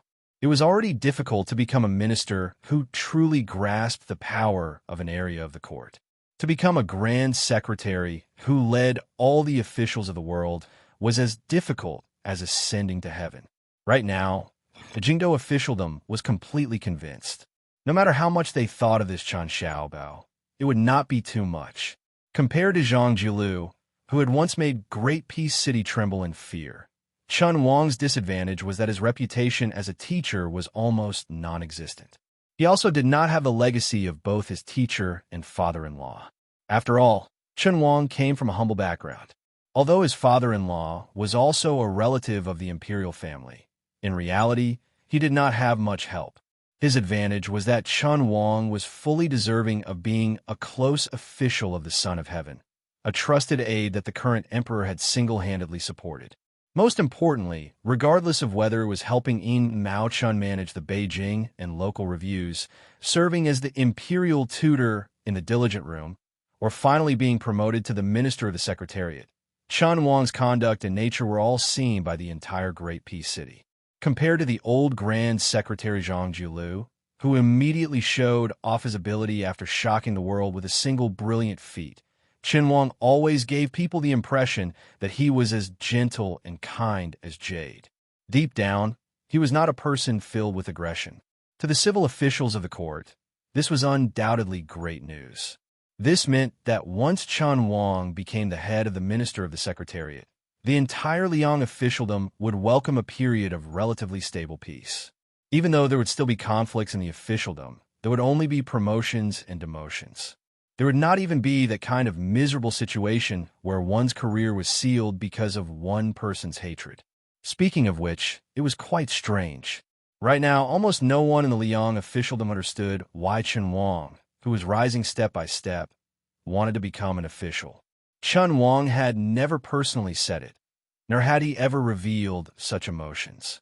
This time, when Chun Wang appeared in the carriages, the head eunuch of the Ribbon Insignia Directorate, Eunuch Liu, only realized it when he saw this left scattered cavalry personal attendant. As for why Qin Xiaobao would secretly join the carriages, Eunuch Lu and the others all kept it a secret, not even daring to make wild guesses.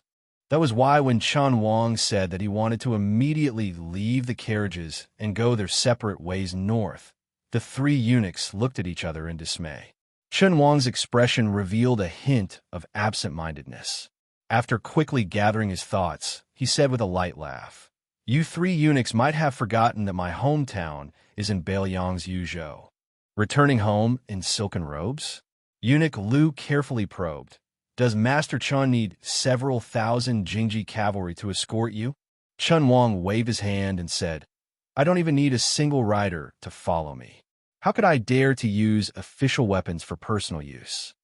Without waiting for Eunuch Lu to speak, the other old eunuch from the Ribbon Insignia Directorate said urgently, "Master Chen, you must not. Do not worry, Master Chen. If all the imperial bodyguards and Jingji cavalry were given to you, the three of us would not have the courage. After all, the dignity of the court cannot be lost. However, if you take away half of the people, I trust that no one will say anything. If anyone dares, we will pull out their tongue. Master Chen is the cornerstone of Liang. You must not be in any danger in Beiliang. Otherwise, the three of us will not have the face to return to the capital alive." The head eunuch Lu also nodded vigorously in agreement. Chen Wang smiled and said, "Eunuchs, the emperor has already personally requested someone to escort me back to my hometown." The three old eunuchs, who had spent most of their lives in the imperial palace of Great Peace City and were most skilled at biting words, were immediately shocked. Sincerely requested. Who in the world could make the emperor sincerely request someone to escort Chen Wang back to his hometown? Chai Qingshan of the Danyue sword pool clearly did not have this ability. The ancestor of the Wu family sword tomb was probably also somewhat lacking. Chen Wang did not go too far. After telling the three eunuchs about some matters related to the imperial edict, he stood and left. After the three eunuchs in official robes personally sent Chen Wang out of the hall, they saw an unfamiliar young eunuch standing at the bottom of the steps. After looking closely, they still could not remember when the Directorate of Credentials had had such a junior. However, when Chen Wang saw him, he nodded slightly in greeting. The latter was unmoved. When the two turned to leave, the young eunuch's figure seemed to be slightly closer to the front. Not long after, a carriage quietly left the inn at Little Whisker Slope and headed north. Before Chen Wang boarded the carriage, he bowed to the coachman in thanks. "I have troubled you, sir." The young eunuch, who only wore an outer robe over the robes of an ordinary eunuch, had a cold expression. The carriage moved slowly. In less than half a mile, two riders stopped at the side of the road. One was an old man with a sword case on his back and a dignified aura. The other was a beautiful woman with a blade.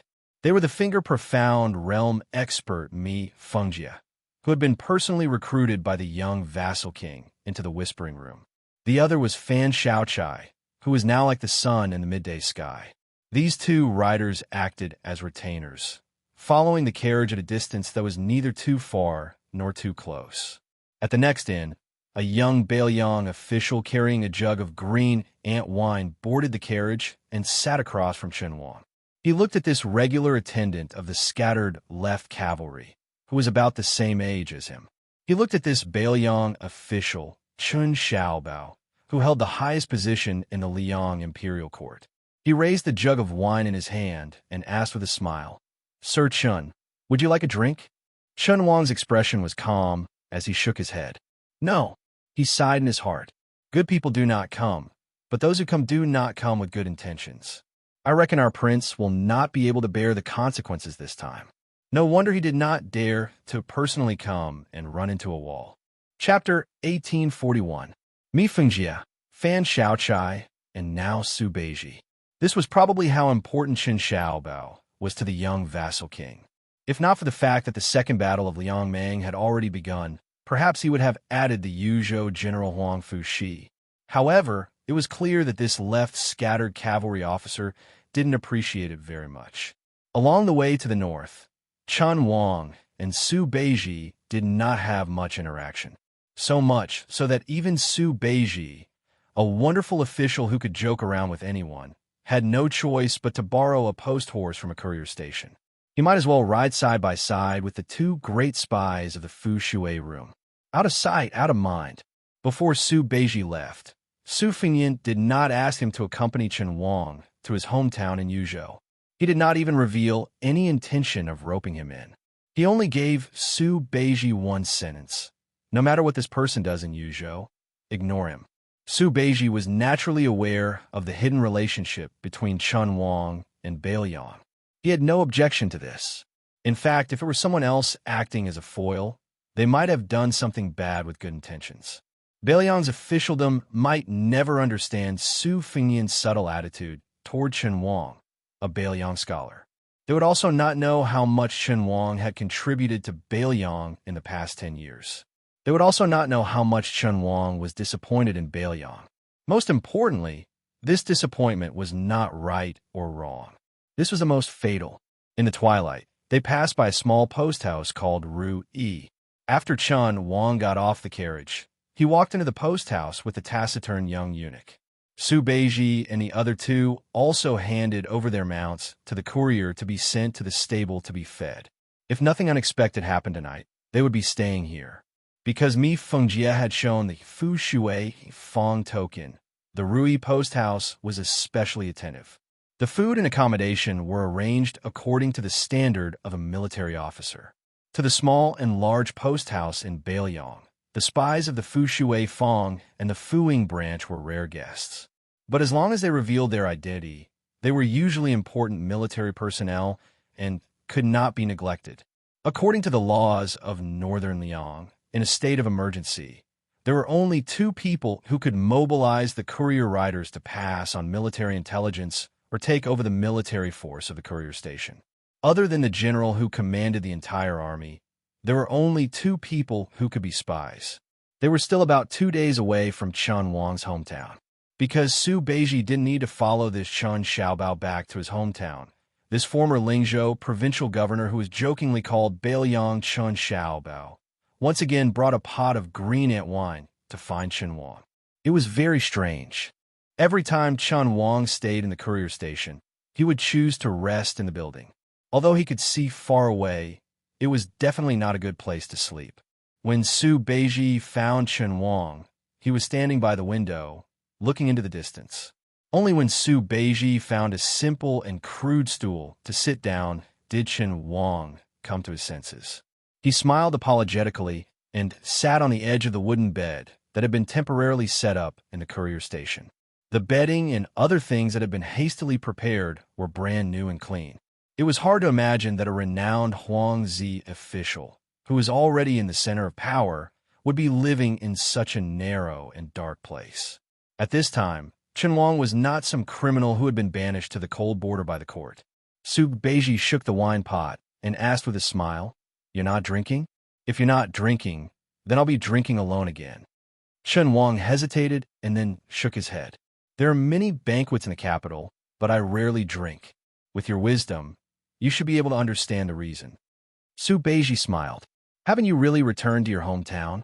Chen Wang still shook his head. "People like me are most afraid of the word, what if? As time passes, it becomes a habit.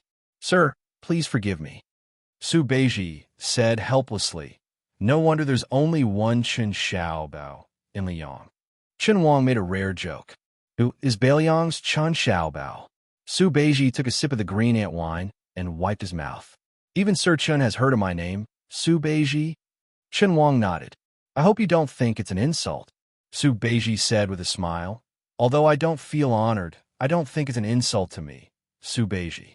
I've only taken a sip of the wine, so it's not drunken talk. It's from the bottom of my heart." Chen Wang looked at this young Bailiang outsider who had experienced many hardships and laughed softly. "Sir, you have a lot of secret records in the Ministry of Personnel and the Ministry of Revenue. I've read them many times. Since you say this is your hometown, then I'll make an exception and say some drunken words while you're drunk. Ever since Xiangfu, there's a new custom in the official circles of the capital. It's to arrange seats for the civil officials of Bailiang according to knowledge, ability, reputation, and family background. It's a local evaluation that the Ministry of Personnel can never interfere with. Sir is at the top of the list, followed by Deputy Administrator Song Dongming, Administrator Li Gongda, Chun Shiliang of Liuzhou, Governor Song Yin of Yuzhou, Mountain Master Huang Shang of Green Deer Cave Academy, Wang Xihua, who was praised by Yao Baifeng as one of the 3 talented governors. Of course, there's an additional Sir White Lotus in the top ranks, but he's still behind you. Chen Wang paused for a moment and stared at the grandson of the king of Beimang's north courtyard, who was slowly drinking the green ant wine. He slowly said, "So Sir's name in Great Peace City is far more well-known than you imagine.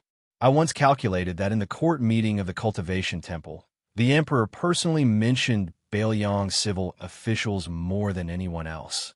You once joked with the Minister of Personnel, Yin Mao Chun, that if you could be recruited into the capital in the 3rd year of Xiangfu, then Yin Mao Chun wouldn't have to be on duty in the Ministry of Personnel for half a year in the 4th year of Xiangfu." Su Beiji used a finger to wipe the wine at the corner of his mouth and said, "Su Fengnian is not honest. The Fushui room must have records of this, but he never mentioned it to me." Chen Wang smiled and asked, "Are you not going to ask why I'm telling you this?" Su Beiji heroically said, "There's no need to ask. I know that Lord Chen isn't the type to persuade others. Presumably, Lord Chen also knows that I, Su Beiji, can't be a servant of 3 surnames. Working for that fellow surnamed Su from Mount Qingliang, it would be best if I could become the Northern Liang Dao administrator while I'm still alive. That would already be the last bit of hope I have left." Chen Wang shook his head and said, "Sir is wrong. I, Chen Wang, hope that you can go to Great Peace City." Su Beiji had just raised the wine pot and put it down. His eyes immediately became cold and sharp. He stared at Chen Xiaobao, who was said to be more useful than the head of the secretariat in the Liang officialdom. He smiled coldly and said, "Official Chen is so dedicated to the country. It is indeed unexpected." Chen Wang said indifferently, "In my view, without you, Bailiang can still defeat Beimang. However, with the addition of Su Beiji, who is seen as the right arm of the king of Bailiang in the Liang imperial court, the Central Plains will be greatly reassured." Su Beiji was shocked. Great Peace City is already so chaotic. Chen Wang did not speak. His expression was heavy. Su Beiji stood up and placed the wine pot, which still had half a pot of green ant left, on the chair. He turned around and said, "Thank you, Official Chen, for your words." Some words, like a dragonfly skimming the surface of the water, could cause ripples and reveal the whole picture of the sea. Chen Wang's words seemed to be directed at Su Beiji alone, but he was actually revealing the general situation in the capital, or rather, the entire Central Plains. How Bailiang would make a choice would be based on these words that clearly stated the bottom line of the Liang Imperial Court. Chen Wang did not rise to see him off, nor did he look at Su Beiji's back. He said something off-topic, "Help me pass on a message to the king of Bailiang." He should not have looked on coldly back then. Su Beiji stopped walking. If Fu Shui Room had acted on behalf of that woman back then, Official Chen would not have the chance to sit here today.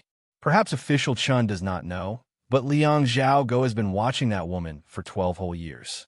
It is even very likely that those Yuzhou nobles were secretly instigated and bewitched by Xiaogo. If Fu Shui Room had rashly interfered, Official Chen's identity would have been exposed. Bailiang's difficulties. After saying this, Su Beiji did not continue speaking.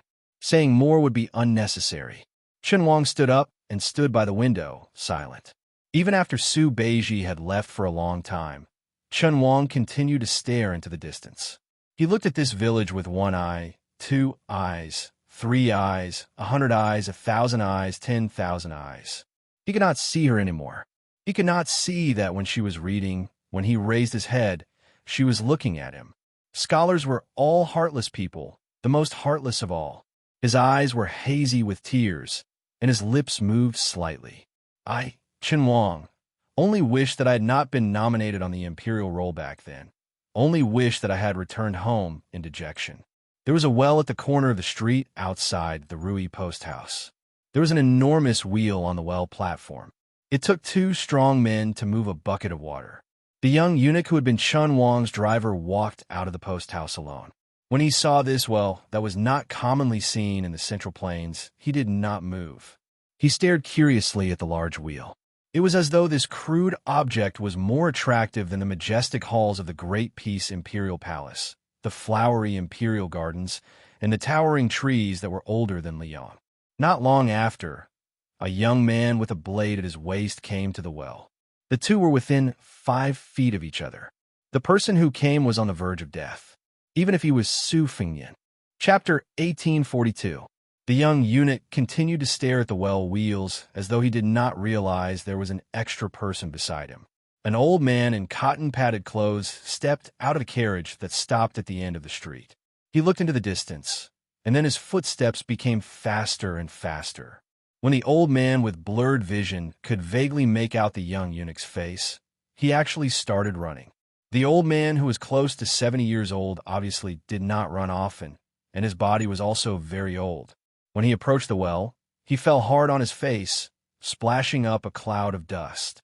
The old man with snow-white hair and eyebrows as white as frost did not get up, but crawled on the ground. When he raised his head to confirm the young eunuch's identity, he immediately burst into tears and kowtowed with all his might, choking and sobbing, "Father." The young eunuch only glanced down at the pitiful old man. He frowned as though he was trying to remember who the old man was. When he remembered, his brows slowly relaxed, but he did not speak in the end. After he frowned, and before his brows relaxed, the young eunuch standing casually by the well gave Fan Xiaochai and Mi Fengjia, who were standing far away, an invisible pressure that made their souls tremble uncontrollably. Their faces were pale, and it was difficult for them to hold on. As the young eunuch's brows relaxed, the two seemed to be bathed in the spring breeze, as though a heavy burden had been lifted from their shoulders. The two grandmasters of the Whispering Room, who had always thought of the young eunuch as an ordinary palace expert, finally saw through the secrets of the heavens. The young eunuch who acted as Great Peace City's driver for Chun Xiaobao was definitely a first-rate person in the world, and very likely to be among the immortals of the land. Otherwise, he would not have returned to his natural state, and his physical body was one with the world. The old man kneeling on the ground had an extraordinary identity. He was the chief eunuch of the capital who had escorted Gao Shulu to Guangling Road to deal with Chao Chongqing. Zhao Saiku, a remnant of Dongyue.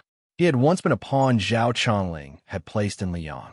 After the important hidden pawn became a pawn that no one cared about, Zhao Saiku focused on climbing up the ranks of the 24 bureaus of the Great Peace City Imperial Palace. He had never done anything wrong in his life and was favored by the Zhao family. He had been in charge of the Directorate of Credentials and the Director of Treasures. He was good friends with the master of the current Directorate of Ceremonies, Song Tonglu. After Song Tonglu became the leading eunuch in the world, he did not care for his master and only treated Zhao Saiku with respect. Zhao Saiku had been in charge of the Directorate of Credentials for 8 years. In his decades of service, he had never made a mistake. Therefore, he was deeply trusted by the 3 generations of Zhao emperors. Otherwise, Liang would not have given him full authority to take over Gao Shulu, who had a celestial body but had been sealed in the mountains for 400 years. The martial divisions of the Jianghu in the past 400 years, especially the 4 realms, were all Gao Shulu's handiwork. If the chief eunuch responsible for delivering the edict to Liang, Eunuch Lu, had encountered Zhao Saiku, who was of high seniority in the palace, he would have had to retreat to the wall and stand with his hands tied. But at this moment, Zhao Saiku was kneeling on the ground and kowtowing desperately to a young eunuch who looked old enough to be his grandson. He kept calling out the words, "Father." After eunuchs cut off their descendants and entered the palace, the first thing they would do was to recognize a senior as their adoptive father or master. Their respect was far greater than that of their biological father. This eunuch, who eventually became the head eunuch of Zhao Diao Temple, was no exception. However, Zhao Saiku had recognized 2 masters in his life. The second master worked in the Imperial Horse Directorate and did not have a high position. He was a familiar face in the Imperial Palace in the capital and had died in the Talisman of Eternal Peace. It could be said that he was extremely honored to have such a promising disciple like Xiao Saiku. However, Xiao Saiku's first master had long been forgotten. Xiao Saiku himself had never mentioned a word to anyone. The reason Su Fengyan came to Yuzhou this time was that Xiao Saiku, who had been enjoying his retirement in the Green Deer Cave Academy, suddenly came down the mountain and said that he had a great secret to tell him, the young vassal king. After Xiao Saiku hurried to Mount Qingliang, he told Su Fengyan about his father, a strange eunuch whom he had inexplicably kowtowed to when he first entered the palace. That eunuch did not seem very old at the time. At the time, Xiao Saiku only thought that it was because he was a native of Liang and had entered the palace early. At that time, the eunuch whom Xiao Saiku respectfully addressed as father was already very strange. It seemed that there was not a single place in the palace where father could not wander. Xiao Saiku had once followed this young master to purchase blankets and beds for the imperial family, to sweep and add lamp oil to the imperial ancestral temple, to put up yellow plaques for the Shinmu Gate in the north during the Double Ninth Festival, and to go to the treasury of the Minister of Treasures to wipe the seals of various generals. 5 years later, after the annexation of the Central Plains, Liang's rightful position began to stabilize. Xiao Saiku's master began to fade out of sight. Even Xiao Saiku, who had gradually risen to a high position, could not find any trace of him. There was not a single record of his master in the archives of the imperial household. His surname, hometown, when he entered the palace, and his work history were all absent. It was as if this person had never appeared in the imperial palace of Great City. The last time Xiao Saiku saw father was the night before he left the palace, when he returned to his residence from the forbidden grounds of the palace where Gao Shulu's body was sealed. In the moonlight, he saw a blurry figure flash by. But the old Martin Temple was incomparably certain that this figure was his first master, the true guide of the imperial palace of Great City, a eunuch whose surname he did not even know. But Xiao Saiku only had the simplest of feelings for this father of his, this master who he could not find any clues about even after painstakingly flipping through the secret archives of the imperial palace of Great City. That was to repay the kindness of a drop of water with a gushing spring. Perhaps in the eyes of the young eunuch, the white-haired Xiao Saiku was just an insignificant passerby in his gloomy and heavy life. But Xiao Saiku's howls as he lay on the ground were sincere and genuine. Chapter 1843. Su Fengyan did not know the true background of this eunuch, but compared to the old eunuch Xiao Saiku, who was more of an official, Su Fengyan's status as a grandmaster of martial arts evaluation helped him grasp some key points. Therefore, his first question was very shocking. Back then, were you the one who persuaded the invincible Wang Xianji to retreat to a corner of the Eastern Sea and not leave Wu City easily? The young and elegant eunuch, who looked like a young man, turned a deaf ear to him. He bent down slightly and turned the wheel.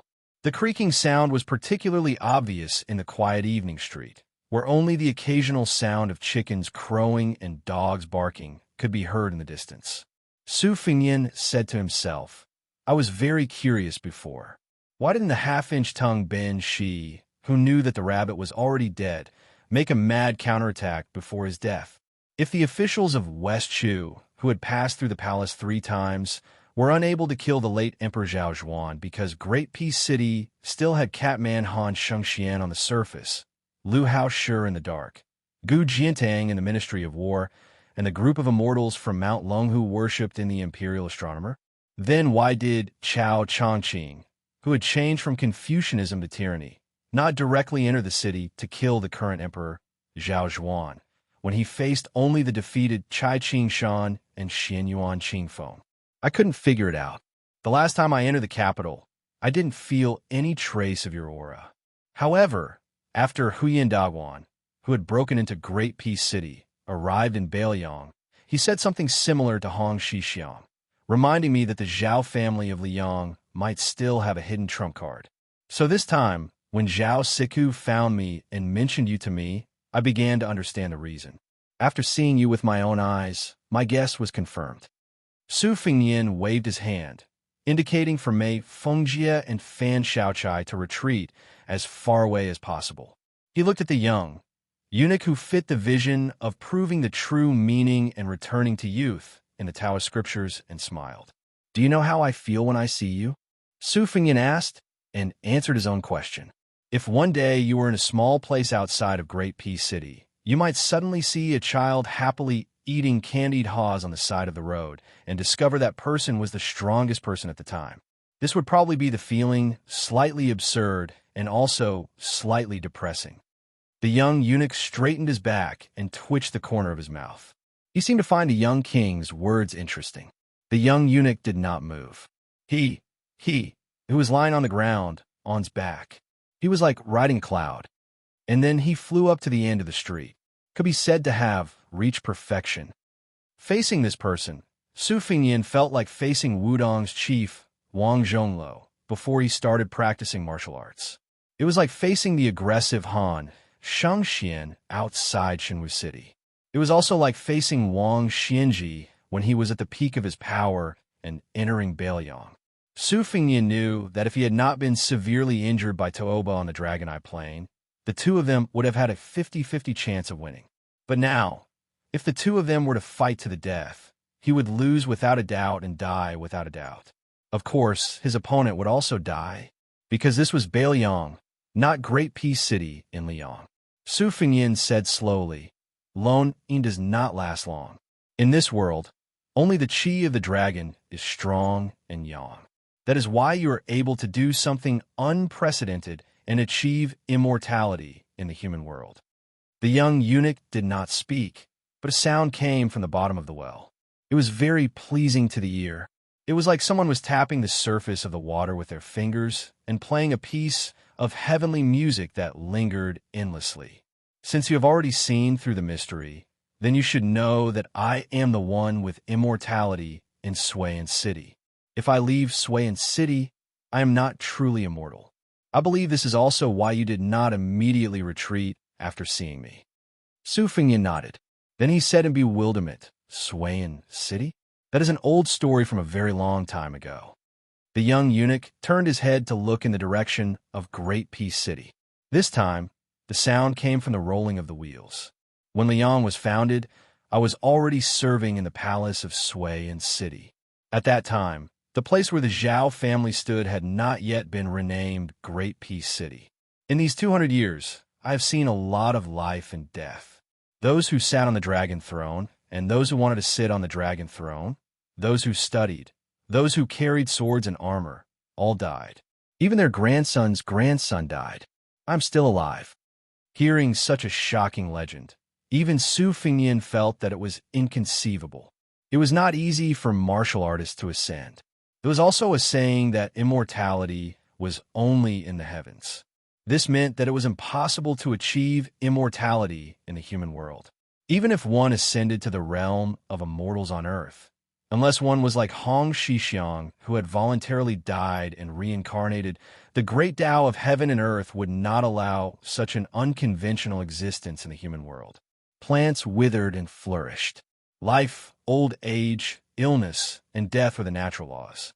For this reason, Buddhists abandoned their physical bodies and went to the Western Pure Land of Buddha. Taoists did not practice and naturally only wanted to become a person on the mountain. Tracing back to the origin, there were gains and losses. It was not easy for the long-lived people in the world, like Wudong Mountain's immortal Song Jiming, to live for 200 years. The reason why Lu Songtao was able to live longer than Song Jiming was because he had drawn a prison on Mount Lantoa and was no different from a living dead. Compared to the person in front of him, who was of the same age as the country, they could not be mentioned in the same breath. Seeing through Su Fengyin's doubts, the young eunuch closed his mouth and said, "I am not a cultivator. I have never thought about ascending. Life and death are only in this world." Su Fengyin asked directly, "Then did the ancestors of the Zhao family make an oath with you? They want you to protect the descendants of the Zhao family and the throne of Liang?" The young eunuch shook his head. His voice rose in the autumn wind. "The emperors of the Zhao family know of my existence, but they may not be able to see me. I need to absorb the chi of dragon to nourish my chi and blood essence so that I can live forever. However, it is inconvenient for me to see the real body of the flood dragon at close range. Moreover, the young eunuch finally showed a smile for the first time. His tone also lost some of its murderousness. Moreover, it is one thing for a thief to sneakily take things and put them in his bosom, but if he openly appears in front of the owner of the stolen item, he is too shameless. Su Fengnian laughed involuntarily. The young eunuch sat at the mouth of the well. He did not sit upright, nor did he have a lazy attitude. He was just so natural and casual. In the distance, the old eunuch who had already left Great Peace City and lived in seclusion in the mountains of Bailiang prayed in his heart. Please don't fight. There was an old saying in the marketplace that even the gods could not stop. It was used to describe the difficulty of certain matters. But the two people in the eyes of the old eunuch were the ones who could not be stopped. It was more likely that they could stop the gods. Chapter 1844. Ever since I entered the palace, I've never left Suiyan City. I've only shown my face once in a while. I haven't fought many people, and even fewer people remember me. In recent decades, that scholar Xianxia has been very. The young eunuch suddenly fell silent, as if he didn't know how to describe the spirited scholar from West Chu in his memory. In the end, the young eunuch didn't make a final conclusion for Xianxia from West Chu. He just brushed it off and raised his head to look at Su Fengnian. For the first time, he truly asked, "Will you usurp the throne and become the emperor?" Su Fengnian said frankly, "Because of Su Xiao, I won't be the emperor. But if my master can live another 10 years after Su Xiao leaves, I will fight for him." The young eunuch stared into Su Fengnian's eyes and nodded. "You and I are both sincere." Su Fengnian, the king of Bailiang, was sincere in speaking frankly. The eunuch's sincerity was to leave the capital and come to Bailiang of his own accord. At the time, Su Fengnian was slaughtering people both inside and outside the imperial astronomer. The young eunuch probably didn't do anything because the situation in the central plains at the time wasn't enough for Bailiang to decide the fate of the world. As expected, the young eunuch smiled. "If I had known earlier, I wouldn't have let you leave when I was in the capital." Su Fengnian smiled. "It wasn't easy for you to keep me at the time." The young eunuch thought for a moment. "At the time, Hong Shishang's remnant soul was by your side, and Dong Tai was watching the battle. It really wasn't easy."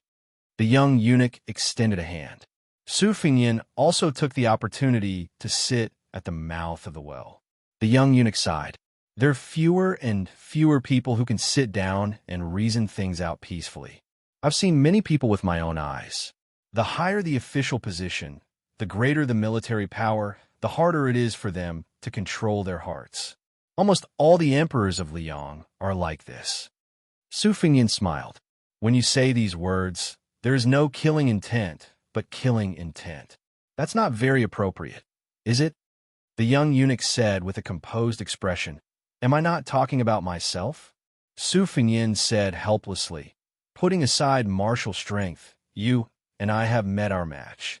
The young eunuch raised his head. In the twilight, he saw dark clouds hanging low as if a storm was coming.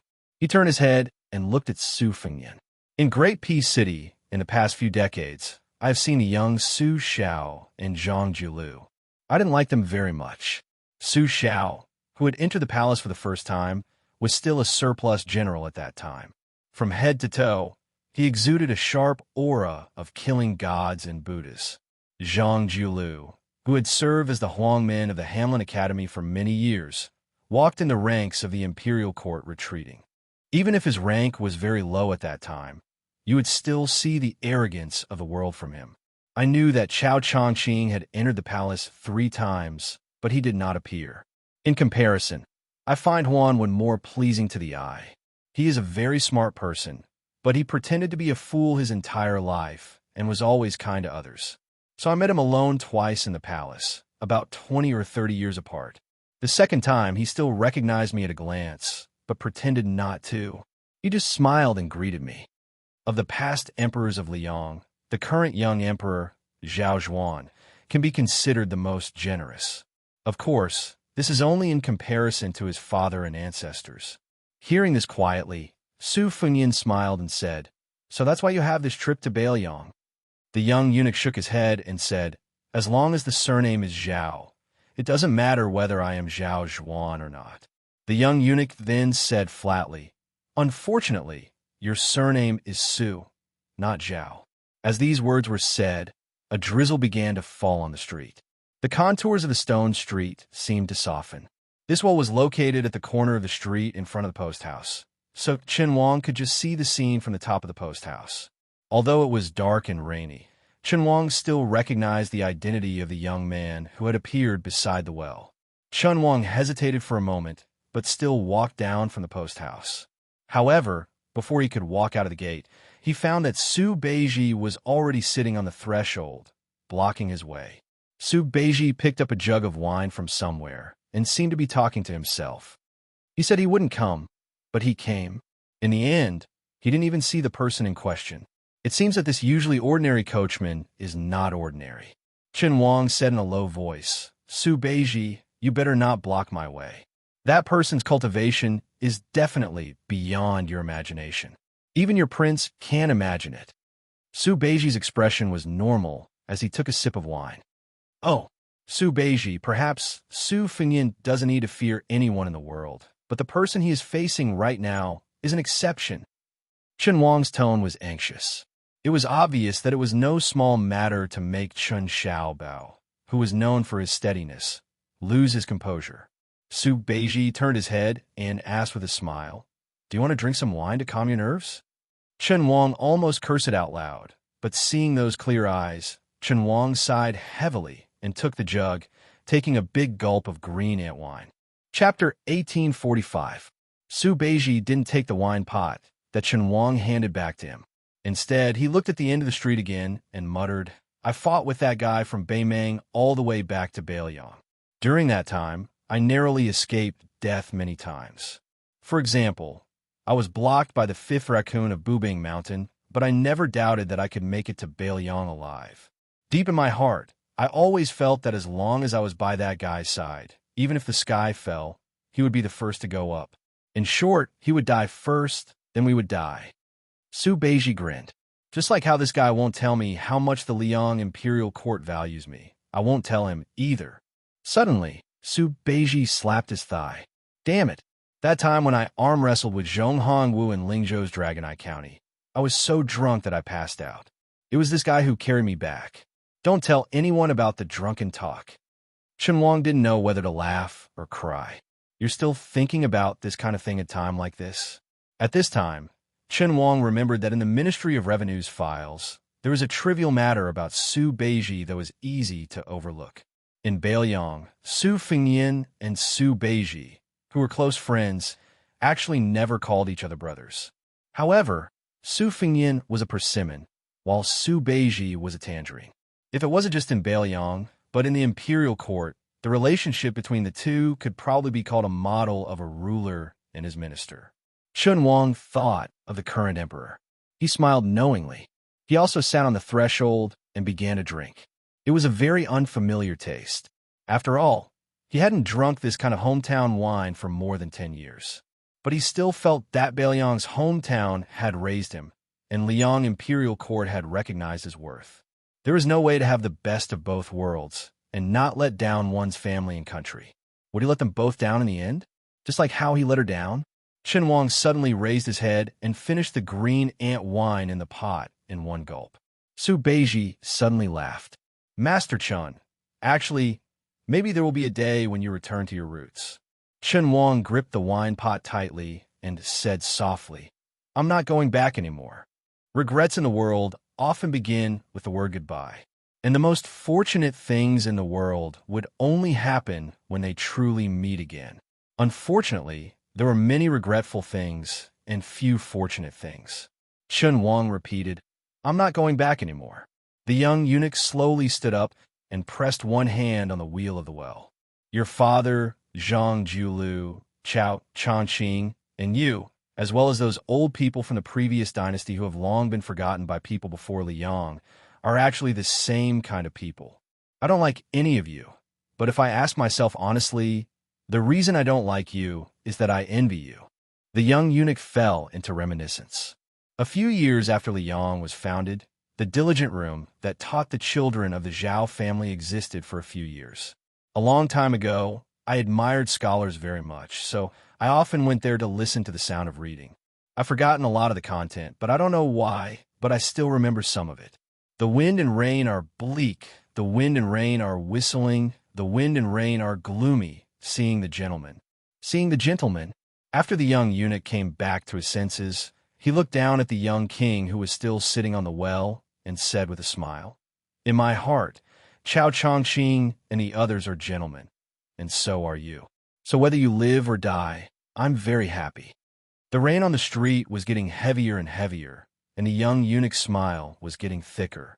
Perhaps being regarded as a gentleman by an unknown eunuch is not something to be happy about, right?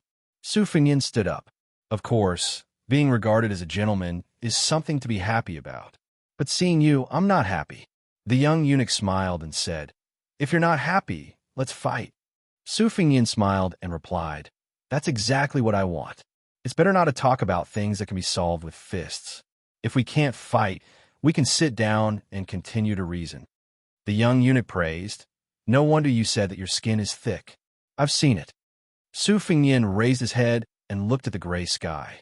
Someone once taught me that walking the Jianghu, one must be thick-skinned to be popular. At this moment, Fan Xiaochai in the distance seemed to be unable to bear being reduced to a spectator. She slowly unsheathed the cold knife at her waist and began to run madly in the rain. Mei Fingjie could not stop her. If one took a closer look, they would notice that Fan Xiaochai's clothes were dripping with rainwater.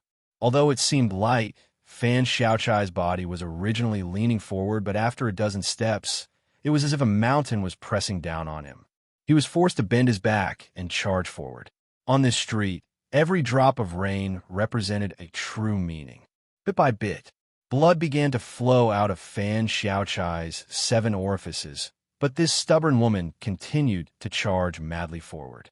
Every step she took made the ground more and more oppressive and stagnant. With his back to Fan Xiaochai, Su Fengyin casually waved his sleeve, and she was immediately sent flying backward and crashed into a wall. Her back was pressed against the wall, and some of the blood and rain slid down. Mei Fingjie turned back to look at Fan Xiaochai, who had returned. His eyes were filled with helplessness and fear. The young eunuch stretched out his arm and opened his palm. All the raindrops that fell on his palm did not turn into rain. Instead, they bounced up one by one. They did not bounce up in a straight line either, but instead flew in an arc and finally gathered into a circle. The young eunuch smiled. "I'm actually not very good at fighting, but I've never lost." This time, Su Fengyin directly pressed his left hand against the cold knife at his waist. "I'm not as old as you, but I've definitely fought more than you, and I have never died. Having never lost, of course there was a domineering aura in the ordinary. Having never died, on the other hand, sounded like a joke, but it was absolutely impossible to laugh. On a small street, there were 2 land immortals. One was the youngest, and the other was the oldest. Because of the difference in age, there was a difference of several hundred years. The wind and rain were dark, and a gentleman could be seen. But they still had to fight. The old eunuch could not help but have the urge to curse. Didn't they say that gentlemen use their words and not their fists? Chapter 1846. The rain was as soft as silk, like a graceful beauty slowly weaving a bead curtain. The navy blue ball of water in the young eunuch's hand was suspended in the air, rising and falling slightly. Lightning flashed faintly, as if a fire dragon was swimming. Su Fengyin's pupils constricted as he gripped the hilt of his blade. Thunder. Was there anyone in the world who could wield thunder? But it was not strange for this eunuch, who was skilled at retaining his youthful appearance. At this moment, the young eunuch no longer had his previous gentle aura. Facing Su Fengyin, who was standing 5 feet away, his face was solemn and his eyes were as black as ink. It was like a flood dragon looking at a python. There was both disdain and contempt in his eyes, but also contained a thunderous rage. Before this, when the 2 of them were discussing Tao from the bottom of a well, The young eunuch did not seem like a martial grandmaster who could make Jianghu tremble with a stomp of his foot. Instead, he seemed like a young private tutor. He was serious, rigid, and antisocial. But when he talked and acted with those he liked, he could be described as a modest gentleman with a restrained edge. But the more this kind of person was abnormal, the more terrifying it was. It was like when Xianxia, who claimed to be the second in the world, suddenly declared that he would be the first. In those 60 years, naturally, whoever stood in his way would die. Perhaps all the heroes of Jianghu, including Dong Tai and Chao Chongqing, who would shine brightly in the future, would die early. Another example was when Hong Shixiang, after leaving the mountain, really became angry. What happened? It would be unimaginable. Perhaps Su Fengyan, who was determined to kill, could be counted. So, Hong Jingyan died right under Toba's nose. The Liang eunuch in front of him, whose name was unknown, was exactly like this. His 5 fingers slightly contracted, and the thunder in his hand instantly seeped into his palm and disappeared. But his entire arm suddenly showed the strange scene of a fire dragon lingering around. The young eunuch breathed slowly. 7 thin, white breaths faintly came in and out of his 7 orifices. On his white, jade-like face, it was like 7 white snakes were hanging upside down. At the same time, Su Fengyan had not only unsheathed his sword, but his body also spun forward in an instant. His feet left the ground, his sleeves fluttering. He simply chopped at the young eunuch. The latter only raised the arm that had swallowed a heavenly thunder and clamped the cold saber that contained Su Fengyan's abundant divine will between 2 fingers. 2 fingers pinched the white rainbow. Between his fingers, sparks of electricity sputtered wildly, illuminating the young eunuch's face. Su Fengyan, who seemed to have opened the heavenly eye between his eyebrows, silently chanted, "Open shoe style." The tip of the blade that was pointed at the young eunuch's forehead suddenly released a stream of vigorous energy that was as thick as an arm. The young eunuch tilted his head. Even though the attack was close, and even though the stellar energy was as powerful as a ballista, he was still able to easily dodge it. Only a few strands of hair that had been cut off by the sharp chi slowly fell into the rain. As the young eunuch tilted his head, his free left hand moved as fast as lightning towards Su Fengyan's chest. He had once heard those learned scholars in the diligent room of the palace say that there were strong winds every year in the southeast that could uproot mountains and shake city towers. Su Fengyan was struck in the chest by a punch. He seemed to be unmoved, but the purple-red date mark between his eyebrows wavered and rippled. It turned out that this punch did not harm the body, but the spirit. The young eunuch, who had succeeded in his punch, said softly, "Abandon the saber." As these 2 words left his mouth, he changed his fist into a palm and slammed it against Su Fengyan's chest. Under this palm, Su Fengyan's entire robe trembled violently. The jade pendant hanging from his waist suddenly shattered and turned to dust. Su Fengyan still held the cold saber in his left hand, unmoving. The young eunuch frowned slightly. He wanted to move his arm that had been holding the cold saber with 2 fingers. He took 2 steps forward and then slapped on Su Fengyan's forehead. Su Fengyan's whole body slid out. His feet plowed a gully of more than 10 feet on the ground of the small street. It was just that the farther he was from the young eunuch, the shallower the gully became. The rain behind Su Fengyan was squeezed by the majestic chi, hanging slanted and clearly visible. Su Fengyan took 1 step back and 1 step forward to stabilize his body. His feet gently stepped on the surface of the bluestone street, like 2 lotus flowers on a pond. The young eunuch was slightly surprised, but then he felt relieved.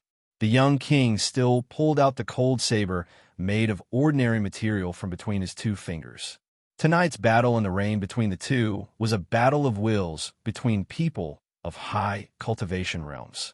Whether one had a weapon or not was not the key to victory or defeat. Moreover, this cold saber was not a divine weapon. It might even be a burden. But the young king was so persistent in not giving up the saber. It must be because there was a deep-rooted thought in this person's heart that was entrusted to this saber. Perhaps the cold saber in his hand had extraordinary meaning, or perhaps all the Baoyang sabers in his hand were enough to hold. Which one was very simple. He just needed to break the cold saber in his hand to identify it. The young eunuch raised his arm and waved it casually. The raindrops connected into a line and finally condensed into a 3-foot-long sword of will. Su Fengyan, who had learned all of Li Chuangong's essence, was no stranger to borrowing swords. On the contrary, it was the Grandmaster who was most familiar with this matter in Jianghu. If Su Fengyan claimed to be second, perhaps even the peach blossom sword god Dong Tai, who had achieved Dao through swordsmanship, would be embarrassed to claim to be first. But at this moment, when Su Fengyan saw this scene, it was as if a strange scene that he had never seen before unfolded in front of him. Chapter 1847. This was not necessarily because the young eunuch was of a higher level. Both sides were celestial beings, and there was no difference in strength. But the young eunuch's actions were extraordinarily bold. Even though they were enemies, they had to admire him from the bottom of their hearts. If one were to say that the old man's method of borrowing a sword, whether it was borrowing a real sword from another person or borrowing sword intent from the world, it had the presence that Li Chuangong could return it if he wanted to, and not return it if he wanted to. Even the heavens could not do anything to him. Then this young eunuch had taken a different path. He did not fight with the heavens and the earth, and only created for himself between the heavens and the earth. This is like how Li Chuangong cannot do it, but his talent was too great, so he was very lazy. But the young eunuch was diligent. The rain around Su Fengyan seemed to pause for a moment, and then his figure flashed away. The young eunuch closed his eyes and listened to the sound of the rain. Then he casually swung his sword behind him. The 3 feet of rain disappeared after the swing of the sword. The young eunuch drew another sword from the rain, this time to the side of his left hand. One sword after another. The rain did not lessen, and the rain did not stop. The young eunuch had already swung the 3-foot sword 60 times. Su Fengyan still did not appear. If not for the fact that the young eunuch had not stopped swinging his sword in all directions, Fan Xiaochai and Mei Fengjie might have thought that the young king had left the street. The young eunuch had a relaxed expression and still had the energy to speak as he swung his sword. In my mind, other than Lu Dongxian, whose existence represents the peak of the world, Gao Shulu, Li Chuangong, and Wang Xianji are invincible when they are at their peak. They're not always invincible. For example, when Li Chuangong returned to the Jianghu, when he was on the banks of the Guangling River, and when Wang Xianji was in Martial Emperor City of the Eastern Sea and not in Baoyang. Even if I was in Great Peace City, I was not a match for them. I fear that only Ancestor Lu could match them, and the two sides would fight to their heart's content, each with a chance of victory. As for you, Su Fengyan, in the end, you are still lacking. In fact, as long as you don't abandon your previous life, you can also reach that height. It's just that you don't want to live under someone else's roof, so you destroyed your own destiny. Otherwise, who would be able to stop Su Fengyan from doing as he pleased? How difficult would it be to kill Emperor Zhao Zhuan and then live a carefree life in the martial world? Whether or not Baoyang can stop Beimang's million-strong cavalry has nothing to do with you enjoying the Empyrean sorrow-forgetting all by yourself. The young king did not appear, nor did he answer. The young eunuch with an imposing aura didn't seem to mind and lightly waved his sleeve. The world fell silent. Just like that, the rain that covered the sky and covered the earth on the side street completely stopped. On the bluestone slabs, the rainwater no longer flowed downwards. Su Fengyan, who had nowhere to hide, was standing under a roof at the end of the street, like a passerby taking shelter from the rain. The young eunuch stretched out his hand, bent his index finger, and gently flicked a drop of rainwater hovering above his head. The phenomenon collapsed. The rain continued to pour down. He looked at the young king in the distance, who had an equally serene expression. The cold blade in his hand had long been fragmented, and he was only relying on his will to condense it. He asked curiously, "You have the mystic understanding realm cultivation base of an earth immortal, plus you have 300,000 iron cavalry in your hands. Why are you so unsatisfied?" Su Fengyan slowly put his blade back into its sheath. Everyone in Mount Qingliang knew that no matter when or where this king appeared in the public sight, almost everyone would hang their cold blade. Many people didn't think deeply about the reason. After the Battle of the Dragon Eye Plain, after the death of Qi Danggua, Su Fengyan only took out his blade when he was sleeping. He didn't want to be empty-handed the next time someone needed him to save them.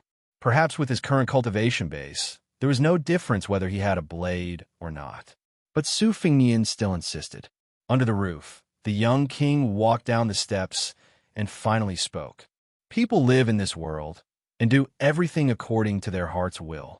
How is it different from the heartless plants that grow in the sun?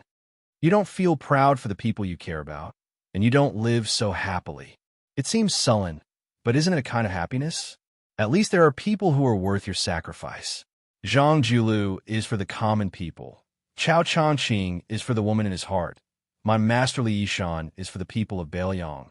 Su Xiao is for the children. Su Fengyan finally asked with a smile, "Do you have them?"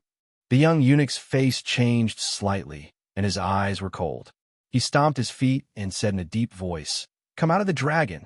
In the well, a water dragon as thick as the mouth of the well crazily rushed out. It went straight to Su Fengyan. The young eunuch, who was most familiar with the operation of heaven and earth, knew it best. Ancestor Lu was still young when he reincarnated. Wang Xianxia had already ascended, and Li Chungang had become a thing of the past. Now Su Fengyan was far from returning to the peak, so he was the real first person in the world. It was absolutely not like what Su Fengyan joked that a child eating sugar-coated haws on the street could become his opponent. His enemy was only in the sky, not in the world. Su Fengyan lowered his head and glanced at the cold blade on his waist. He took a breath, squatted down, and put his palm on the street. He closed his eyes and didn't know why. Then he stood up, and Su Fengyan began to run forward. The rain splashed, and lotus flowers bloomed with every step. The young eunuch suddenly shouted angrily, "Su Fengyan, how dare you?" Su Fengyan went forward. Behind him, there was a cavalry, armored horses, and Beiliang heroes. Although they were dead, their souls were still there. You want to use the fate of Zhao to reduce Beiliang's fate. Then come, on the battlefield, the souls of Beiliang's fallen heroes were all facing north and south. Chapter 1848. If the young eunuch looked at Su Fengyan before, he was like a flood dragon that walked into the sea and looked down at a giant python that was entrenched in the deep mountains and big lakes. But at this moment, facing the iron horse behind the young lord, this strange eunuch who was the same age as the king showed an expression of facing a formidable enemy for the first time. The great grandmasters of Jianghu were fighting for Qi, while the emperors of the human world were fighting for fate. Coincidentally, they met on this street. Although neither of them were monarchs, the young eunuch relied on the fate of the Zhao family of Liang to cultivate the celestial being state. As the eldest son of the Su family of Beiliang, Su Fengyan was closely related to the rise and fall of the Liang dynasty. Therefore, both sides had both. The street leading to Rui Courier Station was north-south. At this time, Fan Xiaochai and Mi Fengjie were standing at the end of the street. The young eunuch stood beside the well at the intersection. Chun Wang and Su Beiji were standing at the entrance of the station. They could only vaguely see the young eunuch's figure through the gloomy rain. For the time being, they could not find Su Fengyan's trace.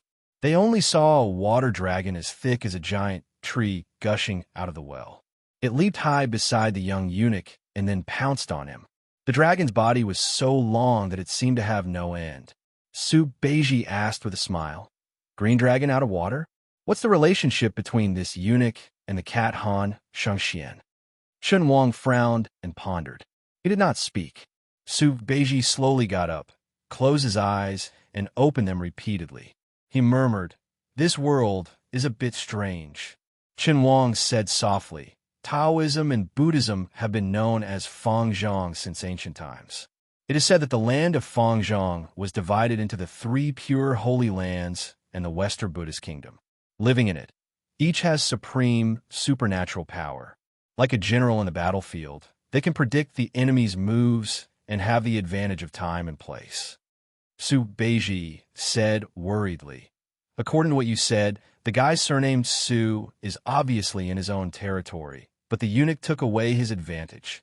Shenhuang did not answer the question. The small street is not a suitable place for a large group of war horses to gallop. Why are there such dense and heavy hoofbeats? Su Beiji stood up and looked up. Don't misunderstand. That fellow surnamed Su wouldn't go so far as to scheme against you, much less mobilize the Yuzhou cavalry. Besides, would martial arts grandmasters at mystical realm like them need the help of the world's cavalry? It's meaningless. Shenhuang nodded. On the small street, just as Su Fengyin was about to collide with the water dragon, the young eunuch with a gloomy expression sighed and reached out his hand. For some reason, he pressed down on the wheel of the well. In the blink of an eye, there was no more rain between heaven and earth. The originally dark sky seemed to have cleared up a little, as if time had reversed. Su Beiji realized that he was still sitting on the doorstep. Chun Wang shook the wine pot in his hand. He had clearly finished the green ant wine, but there was still half a pot left. Mei Fengjia's face was blank. Fan Xiaochai lowered his head and looked. His clothes were intact and undamaged. The old eunuch, Zhao Siku, stood at the end of the street, completely confused. Su Fengyin had unknowingly returned to his seat on the well. It was as if he had never stood up and had never engaged in a fierce battle with the young eunuch in the rain. As the old saying goes, the thunder is loud, but the rain is small. This time, it was simply loud thunder but no rain. But in reality, that was not the case. For example, the cold blade at Su Fengyin's waist was indeed in pieces. The young eunuch's expression was complicated as he snorted coldly. Su Fengyin smiled. I knew you wouldn't dare to fight with your life on the line. The young eunuch was puzzled. When did you know that all of this was in my spiritual sense? Su Fengyin raised his head to look at the sky and sighed. When it was raining, I sensed that something was wrong. When I truly understood it, it was when I grabbed a handful of rainwater from the street. The young eunuch said with a stern expression, You were heavily injured by Tuoba. When I fought with you, I naturally would not take advantage of you. In this curtain of rain, no matter how desperate the battle was, in the end, you would only exhaust your spiritual sense and would not truly harm your body. Su Fengyin did not speak. He turned his head to look at the young eunuch, who was slowly moving his hand away from the wheel, and smiled playfully. The young eunuch laughed coldly. The young emperor did not instruct me to fight to the death with you. Although he is the ruler of a country, he still does not have the right. I also do not have such boring thoughts. Su Fengyin stood up and nodded. At this moment, even if I extended my neck to Great Peace City for Zhao Zhuan to chop, he would not dare to kill me. The young eunuch was slightly angry. If that is the case, why do you still control the remnant souls of the Baoyang heroes who died in battle? What? Are you flaunting your power to me? Su Fengyin said coolly, If I did not do this, ask yourself, what would happen in the future? If Baoyang lost, everything would be over. The fate of the Su family that affected the Zhao family would no longer exist. Then, regardless of whether I died on the battlefield of Liangmeng outside the pass, you would most likely have to leave Great Peace City again to pull out the weeds by the roots. If you were lucky enough to win, no matter if it was the Li Yang dragon share or not, you would not be able to eat or sleep in peace. How could you allow someone else to sleep beside you? You would definitely kill me, Su Fengyin, as soon as possible. The young eunuch said in surprise. If that is the case, then you should not have put your trump cards on the table. You and I both know that in Great Peace City, you cannot win against me, so you cannot kill the Zhao Emperor. In Baoyang, I cannot win against you. Once I leave the city, your chances of victory will be greater. Why make me wary? Once I die, there will be no one else in this world who can become the person you hate to win. At that time, won't you be able to do as you please and truly do as you wish? Su Fengyin's smile was bright as he gave an inexplicable answer. Since I see a gentleman, the young eunuch laughed. I see you, Su Fengyin, Zhang Jiulu, Chao Chongqing, and the others as gentlemen. Do you really treat people with such sincerity? Su Fengyin shook his head and repeated, Since I see a gentleman. The young eunuch was puzzled at first and then understood. When I see you, Su Fengyan, I see a gentleman. When you, Su Fengyan, see me, you see a gentleman. The friendship between gentlemen, the competition between gentlemen, will not change one's original intentions because of the identity of friend or foe. This was the original intention and also the foundation of some people. Bailiang guarded the northwest gates. Their original intentions were not for the Liang imperial court or the people of the Central Plains. Then, regardless of how the Liang imperial court that had truly received Bailiang's favor made things difficult for them, and how the Central Plains ignored them, how could Bailiang change its original intentions because of this? The young eunuch said self-mockingly, I am a eunuch who is your natural enemy. Can I become the gentleman in your heart? Su Fengyan habitually put his hands in his sleeves and said softly, those who can agree with me are people of the same path. In my opinion, a person is limited by one's background, knowledge, and camp, so their understanding is naturally different. However, there are some bottom lines in the world that are the same. For example, even if you're doing evil things, you should understand that you're not doing things with a clear conscience. For example, someone who has experienced hardships and tribulations and feels that the world is unfair, but he should not vent his anger on everyone in the world. Plants grow towards the sun, which is the natural law, and there is nothing wrong with it. However, people who stand between the heavens and the earth have to follow the rules of the world. The Confucian school proposes strict etiquette, which is both confinement and a shortcut. The young eunuch nodded and said, in the final analysis, it is the 3 words reason. The Confucian sage once said, follow your heart's desire and do not violate the rules. Isn't that a true meaning of following one's heart? I once read Lu Zhu's article in the Palace that advocated the integration of the 3 religions, as well as the works of the Confucian sages and the teachings of the other 2 religions. The roots of Confucianism, Buddhism, and Taoism are actually different roads leading to the same goal. The young eunuch suddenly laughed and said, I never expected to talk about these empty principles with an enemy vassal king like you. Su Fengyan also laughed and said, if Bailiang is lucky enough to defeat Beimang, I am afraid that we will meet again in the future. The young eunuch sighed and said, I hope it is only a matter of victory and defeat, and not a matter of life and death. Su Fengyan sighed and said, in fact, I envy those who are willing to be reasonable and follow their wishes. The young eunuch smiled and said, is there really such a person? Su Fengyan nodded and said, yes, there is. Bailiang's Lu Jinu, Ji Province's Wei Jingtang. Unfortunately, they're all dead. Chapter 1849. The eastern exit of Miyun Mountain Pass suddenly contracted. It was as slender as a woman's waist.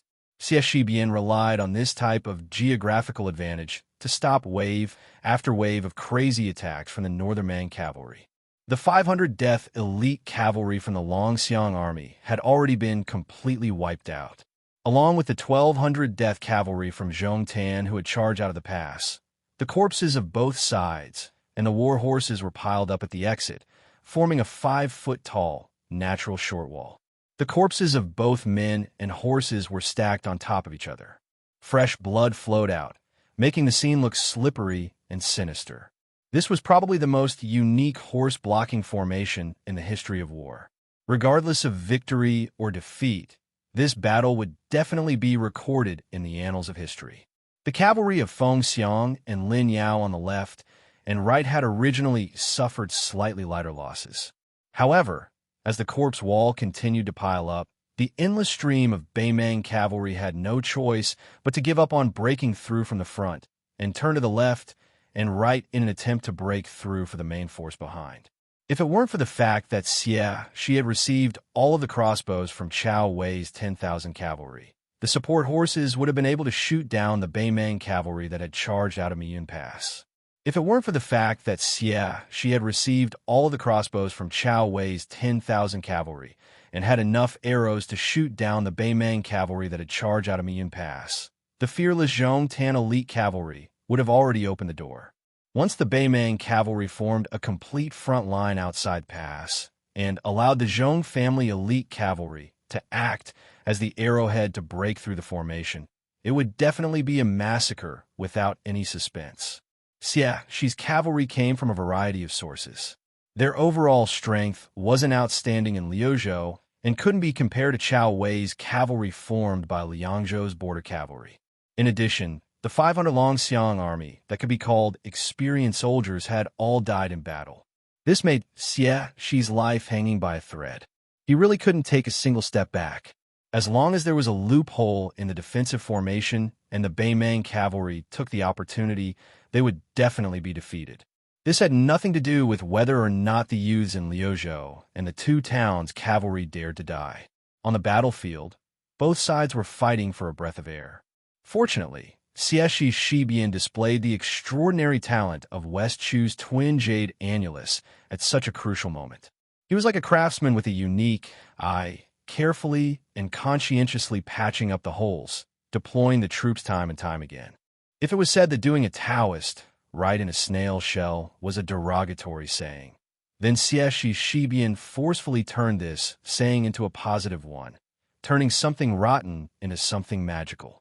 Under Xiexi's command, these 1,600 youths all abandoned their horses and picked up their spears. Together with the 600 cavalry that were temporarily pulled out to form an independent army, each holding a light crossbow and horsebow, these 1,600 people under Xiexi's command had already blocked the gaps in the crumbling formation 7 times. Only then did they stop the Beimang cavalry from surging out like a flood. During this period of time, almost every dangerous situation could be said to be a scheming battle between Xiexi Shibian and Beimang's General Zhongtan. The latter purposely hid the true strength of his personal guards many times and mixed them in with the normal Mang cavalry. Then, with a spurt of energy, they were all accurately seen through by Xiexi's foresight. Xiexi Bian's true command of this cavalry army that he still wasn't that familiar with had reached the level of commanding like an arm. This not only required Xiexi Bian to be completely confident in all of the details of the entire battlefield, such as the number of light crossbow arrows left on his side, the degree of damage to the soldiers' stamina from the cavalry bows and infantry bows, the thickness of the cavalry formation on the 2 wings, and other things. He also needed to be extremely clear about the enemy cavalry situation, and even more so, he needed to carry out a rotation of his own forces without allowing for the slightest mistake. This way, he wouldn't weaken the entire defensive position, while also maintaining the necessary stamina for a protracted battle. Xiexi Bian's command could be said to be impeccable. Under this type of situation that was as firm as a boulder, the most obvious price to pay was that the 5 messenger cavalry all had horse throats. Even though Xiexi Bian didn't personally enter the battlefield, his lips were also dry and cracked, his face pale. However, Xiexi Bian's eyes were always clear and bright, sparkling with brilliance. This young general who had entered the northwest border less than half a year ago already won the respect of all of the Bailiang cavalry under his command. There were some people who were born for the battlefield, destined to leave behind a name that the later generations couldn't forget in the bloody history books. The spring and autumn arms armory by Kuei was once won, the white-clothed war Saint Shinjibao was always won, and Xiexi Bian would also be won. In reality, the commander of the Beimang cavalry, Zhongtan, who had stopped his horse at the foot of the mountain wall at Miyun Pass, had personally witnessed this bloody battle where both sides died extremely quickly. Even though he wanted to personally chop off the head of this young Bailiang commander, he couldn't help but admire this person's ability to use troops. As the pillar of the new generation of the Beimang army, supported with all of its resources, and the eldest son of General Zhong Shantong, Zhongtan was completely different from his uncle, Zhongliang, who was a martial arts grandmaster. Zhongtan's ambition wasn't in Jianghu since he was a child. When he was still a teenager, his eyes were always fixed on the Liangmang border. Time and time again, he would read the map of the 2 countries' border situation on the table with his father. The arrogant and conceited Zhong Shantong once confided to the young Zhongtan that on the Liangmang battlefield, although Bailiang's Yan Wenwan or Dynasty's Yang Yuanzhan were fully deserving great generals who could take charge of an area, compared to people like Chen Jibao, Dong Zhuo, and Chu Lushan, they were still a bit inferior. To determine whether a general could become the pillar of a country, it depended on two things. The first was to be able to attack and defend as he wished in a specific battle, using troops without any loopholes. The second was to be able to reach the height of having more troops in a battle that would determine the survival of a country. Under the premise that the battle strength was equal, having 1,000 soldiers could kill 1,500 enemies, having 100,000 armored soldiers could kill 200,000 enemies. When one had 1,000,000 cavalrymen, that would be the time to rule the world. Chapter 1850.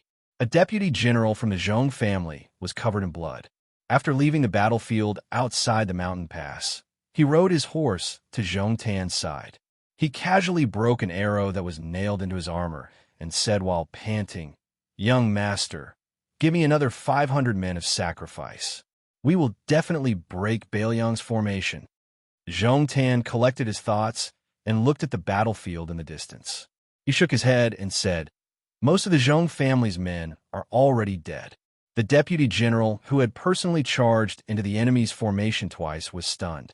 He looked around and realized that the Zhong family's direct cavalry had indeed suffered a shocking loss. In this battle, Zhong Tan didn't hide anything. He didn't hesitate to use the Zhong family's cavalry as the vanguard to break through the enemy's formation. If he wasn't so ruthless and decisive, the 500 Bailiang Dragon Elephant cavalry wouldn't have been the first to die. The 1,200 Baimang cavalry that were piled up with the Dragon Elephant cavalry's corpses were all Zhong family's private cavalry. At that time, the Baimang cavalry had almost succeeded. It was the 500 men of sacrifice from the Longxiang army who had risked their lives to kill the warhorses. They succeeded in stopping the Zhong family's cavalry from advancing smoothly. After that, Zhong Tan used 200 to 300 men of the Zhong family's elite cavalry to break through the enemy's formation several times. However, they were all blocked by the Bailiang general. The deputy general said hatefully, "If it were somewhere else, we wouldn't be able to kill them even if we gave them another 5,000 men from Liuzhou." Zhong Tan, whose direct cavalry had suffered heavy casualties, smiled bitterly and said with emotion, "Yes, it's a pity that we're at the end of Miyun Pass. We can't advance or retreat." The deputy general, who had never thought of retreating, was puzzled when he heard this strange statement. "Young master, why can't we retreat? Besides, this battle can still be fought. It's a little difficult to win, and we'll probably lose another 3,000 to 4,000 men. However, we definitely won't retreat, right?" Zhongting glanced back and then looked out of the pass again. "Even you know that the troops outside Bailiang Pass are a lost cause. Why is that Bailiang general still fighting to the death and not retreating? From Yun Pass to Fengxiang Town and Linyao Town, it's a flat land with no obstacles for the cavalry to gallop. Why is Bailiang defending this place to the death? It's obvious that so many people are going to die. Is it purely to exchange troops?" The deputy general's heart trembled. He looked towards the mountain pass behind the northern Mang cavalry and muttered, "Young master, didn't those great figures of our western capital's imperial court all say that Lu province's battle is insignificant?"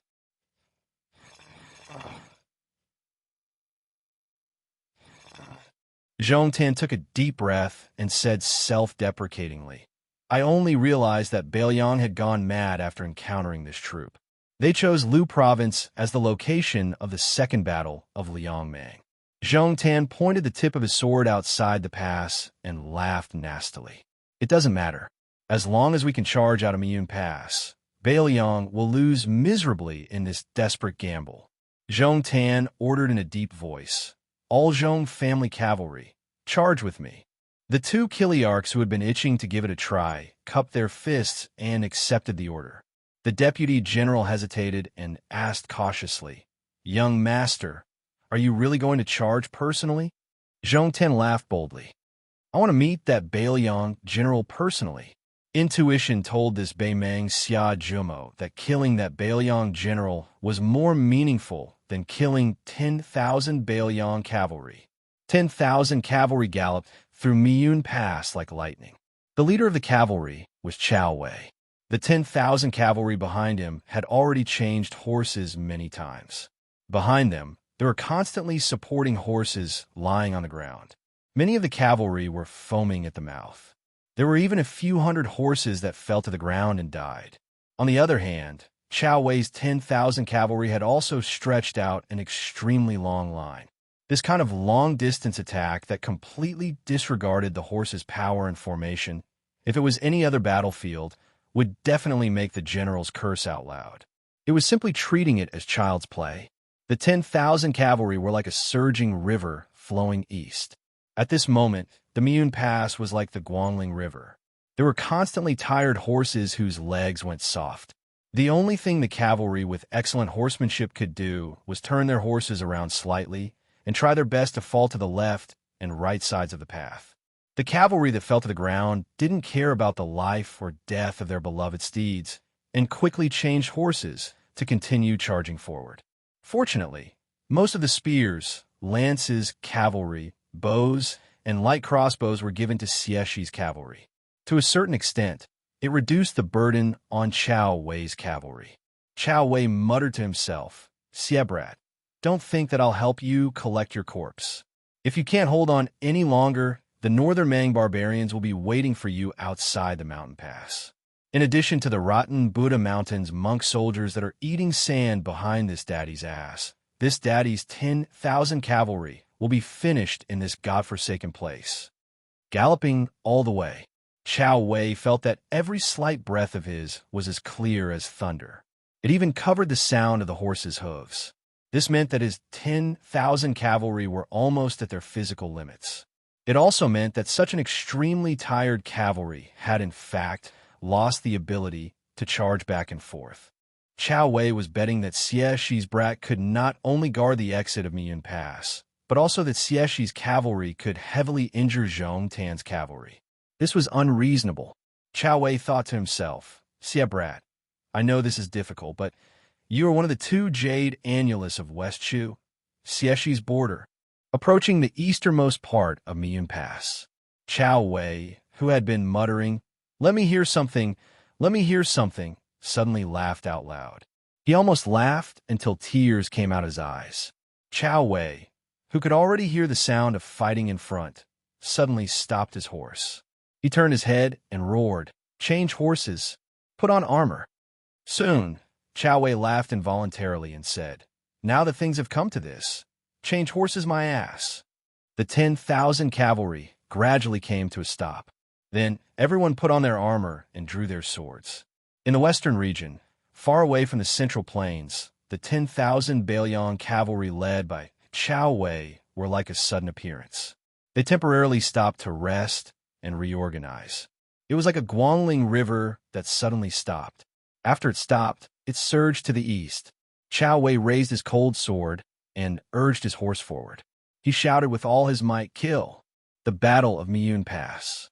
It was hailed as the best cavalry battle after the spring and autumn period. Chapter 1851. All good things must come to an end. The pair of persimmons and tangerines of Bailiang parted ways with Chun Wang. The latter continued on his way to his hometown, and the young eunuch naturally acted as Chun Xiaobao's coachman. After the former turned into the dangerous Tongguan Pass at the eastern gate of Liangzhou, he paused for a moment before continuing his journey west. According to Whispering Water's spies, the entourage of the Liang imperial court delivering the edict was less than half a day's journey away from the young king. The three python-clad eunuchs of the Directorate of Ribbon Insignia could never have imagined that the king of Bailiang, who was supposed to stay at Mount Qingliang to receive the edict, was actually hanging on their tails. Following the main courier route, which was far more developed than the Central Plains, the two parties continued their journey west. Su Fengyan and Su Beiji refused the escort of the elite cavalry at Tongguan, so they only had Fan Shaochai and Mi Fengjie as their retainers. The four of them and their horses looked like the sons of a rich family, leisurely traveling through the mountains and rivers. Mi Fengjie had originally reached the Finger Mystery Realm step by step.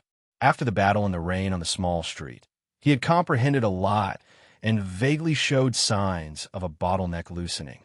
On the other hand, Fan Xiaochai had not benefited at all. This was probably their own fated chance that could only be understood and not explained. For this reason, Mi Fengjie especially asked Su Fengyin about the mysteries of the celestial phenomenon realm. During their conversation, he revealed his yearning for the old god of sword Li Chuangong's famous skill, the two-sleeved green snake. How could Su Fengyin not know what Mi Fengjie was thinking? He also spoke frankly with this swordsman who had matured late in life. Although the two-sleeved green snake was incomparably powerful, it was unfortunately not suitable for Mi Fengjie's own style of swordsmanship. It was especially unsuitable for him to change his style at this time. After some thought, Mi Fengjie understood the crux of the matter, but he inevitably felt some regret. He was different from Su Fengyin.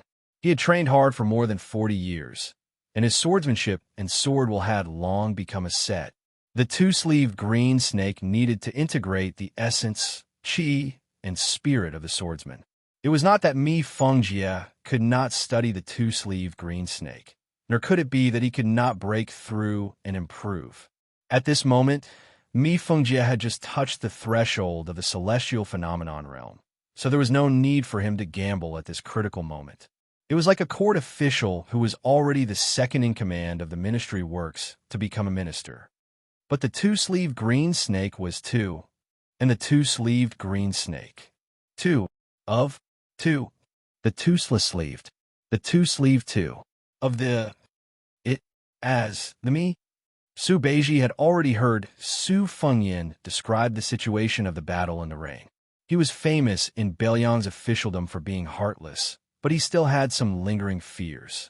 When the four riders stopped to rest in a tea house by the roadside, Su Fengyin drank a bowl of bland tea that could not compete with the heat of autumn. He suddenly said to Su Beiji, "After drinking the tea, we will follow the Directorate of Credentials." Su Beiji was not afraid of the cold, but he was most afraid of the heat. As he drank his tea, he asked the owner of the tea house for a cattail leaf fan and shook it vigorously. "What? You want to demand an exorbitant price? After you were taught a lesson by that strange eunuch, you want to vent your anger on the eunuchs of the Directorate of Credentials?" Su Fengyin ignored the man's sarcasm. Taking advantage of this opportunity, I plan to ask the Imperial Court for a Deputy Provincial Governor and Deputy Provincial Governor of Bailiang. I'll inform them first so that they won't be caught off guard. Su Beiji frowned and said, "This is not easy to handle. If it were an ordinary official, it would be fine. But the Deputy Judushi and Deputy Administrator's request is considered a report between the general and the minister. It requires the approval of the big shot of the Min province. Although Chen Wang happens to be the left-scattered cavalry officer of the Min province and can be considered legitimate, he is destined not to bring his official seal with him on this trip. What's more, with Chen Wang's cautiousness, he would never agree to your impromptu plan." The requests of officials below the third rank had always come from the Ministry of Appointments and the Ministry of War. In these 20 years, when Su Xiao was still alive, the Ministry of Appointments and the Ministry of War had given Bailiang more than 700 blank requests 3 times. They allowed Bailiang to choose their own officials. The Imperial Court was just a figurehead. This was not because Bailiang was domineering and separatist. In reality, excluding the vassals of the Duke of Huainan Zhaoying, even the Duke of Jiaodong Zhao Sui, who was the weakest and closest to Great City, could do this. Of course, in terms of numbers, they could not be compared to Bailiang or Yanqi. However, the obituaries of high-ranking officials such as the 6 ministries minister or the provincial governor-general of a province were known as the obituaries of generals since the Great Feng dynasty. They were all written on golden and multicolored silk paper by the provincial officials under their command, and then presented to the sovereign. The grade of the paper was linked to the specific official title. The reason why Northern Liang Pass Deputy Administrator Song Dongming was not recognized by the Central Plains was because he lacked this indispensable process. Su Fengyin smiled and said, "At most, we can have Great City make up for it later. It's just a small matter of writing a courier." Su Beiji's tone was not as casual as Su Fengyin's. "Will Yang Xinxing have any thoughts?" Su Fengyin shook his head and said, "I've already talked to Yang Xinxing." The old man looks relieved. Su Beiji smiled coldly and said, "You believe it?" Su Fengyin said flatly, "Maybe one day, Yang Xinxing will be sincerely grateful to Bailiang." Su Beiji turned his head and asked for another cup of tea from the tea house owner. He took the teacup and waited until the old man was far away before asking, "Your troublesome father-in-law, Lu Dongjiang, was promoted from the provincial governor of Liangzhou to deputy administrator?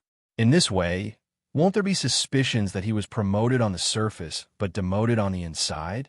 Su Fengyin gently put down the teacup and said slowly, "Lu Dongjiang was originally someone who wanted fame more than power. In addition, Li Gongda repeatedly asked to resign from the position of administrator. Therefore, Lu Dongjiang will only feel that his first transaction with Bailiang civil officials is a step closer."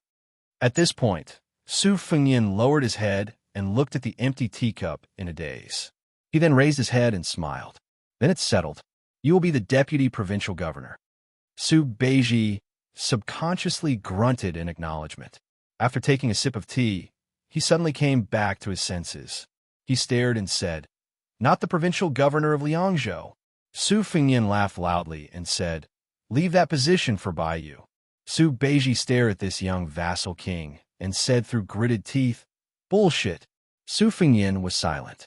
Mi Fengjie and Fan Xiaochai did not know why the two of them suddenly turned against each other. Su Beiji was so angry that he laughed. "Do I, Su Beiji, need you to arrange a retreat? Do I need you, Su Fengyin, to set up a ladder for me in the imperial court of Liang?" In the second battle of Liangmeng, there was bound to be a victor. If Bailiang lost, the Liang imperial court would definitely absorb a large number of Bailiang officials. Bailiang's generals would usually die outside the pass. Although there were fence-sitters, there should not be many of them. At most, people like Chao Xiaojiao would leave the northwest. After the fall of Bailiang's civil officials outside the pass, there was not much meaning to their existence.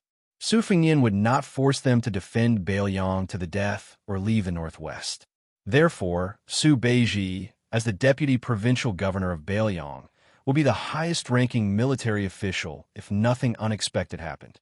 He would be viewed as the most desirable person by the Liang imperial court. What did it mean to be a second-ranked general of Bailiang? Everyone knew by now what it meant to be a second-ranked general of Bailiang. If Bailiang was lucky enough to win, this deputy provincial governor position would naturally be the icing on the cake. At that time, only God knows how many of Bailiang's 300,000 iron cavalry would be left. The integration of Bailiang and the Central Plains officialdom was very likely to be the trend of the times. Bailiang's 4 prefectures, whose vitality was greatly damaged, would probably need someone to be an official in the imperial court to speak up for the people of Bailiang. Qianwang alone was far from enough. Moreover, Qianwang would not be suitable to speak up for Bailiang in the future. After all, Su Beiji was not Zhu Zi, who had just entered Bailiang. He had been in the officialdom for many years and quickly understood the young king's intentions. He sighed and said firmly, "Give this opportunity to Chen Shiliang. I'll pass." Su Fengyin, who was becoming more and more powerful in Bailiang, did not insist on his opinion. He nodded and smiled. "As you wish." Mi Fengjie and Fan Xiaochai looked up at the sky at the same time. A black dot appeared in their vision. A handsome bird of prey broke through the sky and landed on the small table where the 4 of them were sitting. It intimately pecked the back of the young king's hand. Su Fengyin skillfully took off the reed pipe that was specially made from the brushroom that was hung on the foot of the 6-year falcon. He gently poured out the spy report and opened it. The corners of his mouth curled up as if he was trying hard to suppress a smile. Su Beiji asked, "The military intelligence of the western region?" Su Fengyin handed the roll of paper to Su Beiji. The latter took it and looked at it. He sighed. "This time I'm really relieved." Chapter 1852. With regard to Chao Wei and Xie, she arbitrarily changing the Lu province strategy set by the protectorate and making an impromptu decision to intercept and kill Zhong Tan's cavalry at Miyun Pass. The courier cavalry quickly spread the news from Fengxiang to Mount Qingliang and Huaiyang Pass, causing an uproar among the upper echelons of Bailiang. If not for the fact that Chao Wei and Xianxia were the trusted aides of Su Fengnian, some of the more experienced and prudent commanders of the border army would probably have cursed them out in public long ago. It could be said that Su Fengnian had stood his ground against the objections of the masses and directed a large number of troops toward Lu province. This was especially so when he had rookies like Chao Wei and Yuan Dao, as well as Ko Jianghuai, who were also young outsiders like Xie Shi and Xie Shi, as the main generals of the Lu province campaign. Su Fengnian had shouldered an enormous amount of pressure. If the battle situation turned unfavorable and the entire Lu province battlefield was in shambles, the enormous prestige that Su Fengnian had accumulated in the First Great War of Liangmang was bound to be severely damaged. Moreover, Liangzhou, which was closely allied with Lu province, was bound to fall into a perilous situation. Su Beiji clicked his tongue and said, "These two brats are truly desperados. They actually managed to take down Zhong Tan's cavalry right under the noses of the monk soldiers of Mount Lanta." Su Fengnian beamed and said, "Chao Wei and Xie have risked their lives to create such a good situation. We can't let it go to waste." Su Beiji said unhappily, "I already know what kind of shit you're going to shit on. Fine, let me, the temporary deputy provincial governor of Beiliang, make a trip to Mount Lanta." Su Fengnian said playfully, "Why did you change your mind?" Su Beiji said something strange. "To me, it's all the same." Su Fengnian did not pursue the matter. He turned to Fan Xiaochai and Mi Fengjia. "The two of you will escort the deputy regional governor to Mount Lanta. At the same time, have Fushui Fang send a message to Chao Weixia on the western border. After he cooperates with the three of you to ascend the mountain and persuade Mount Lanta to form an alliance with Beiliang, they will no longer be under the control of the Liuzhou provincial governor's office, Mount Qingliang, or the Protectorate General's office." Su Beiji suddenly stood up. Su Fengnian asked, "Is there a need to be in such a hurry?" Su Beiji rolled his eyes and walked towards the riders. Su Fengnian had no choice but to stand up and send him off. When Mi Fengjia was paying the bill with the owner of the tea house, Su Fengnian suddenly laughed and said, "Give me more copper coins. I want 2 more bowls of wine." After Su Beiji mounted his horse, he looked down at the young vassal and said with a serious face, "Remember, don't get carried away." Su Fengnian said innocently, "I've seen all kinds of storms and waves. How could I?" Su Beiji laughed coldly and said, "Your smile is almost reaching your ears." Su Fengnian was resentful, but he did not retort. Mi Fengjia and Fan Xiaochai exchanged glances. The old man's eyes were full of smiles. Clearly, he was gratified by this scene of Beiliang's ruler and subject being compatible. Fan Xiaochai, on the other hand, was somewhat annoyed. He seemed to be dissatisfied with Su Beiji's attitude. Su Fengnian waved his hand to send the 3 riders off. After the 3 riders disappeared from his sight, Su Fengnian returned to the table. There were already 2 big white bowls of coarse green ant wine on the table. Su Fengnian had 1 bowl, and Chu Lushan had 1 bowl of gerfalcon. Su Fengnian reached out his hand and stroked its feathers. His eyes were gentle as he smiled and said, "Old friend, drink slowly. Twice in the Yangjianggu, once in the Beimeng Jianghu, countless life and death encounters. Only this old friend had always been by his side." The owner of the tea house was just an ordinary person with shallow eyes. When he saw the scene of the bird drinking wine, it was an eye-opener. He could not help but sit closer and asked curiously, "Young master, what kind of bird is this? It's so beautiful." Su Fengnian took a sip of the wine and laughed. "It's a gerfalcon from Liaodong." The old man, who had never heard of gerfalcons before, asked tentatively, "To be able to raise such a good bird with such spiritual energy, young master's family must be extraordinary, right?" Su Fengnian grinned and said, "Of course. My father fought for his entire life to accumulate the family business we have today. After he handed it over to me, many important people outside of Beiliang coveted it." The old man felt that the young man in front of him was like the sons of Beiliang generals in other places.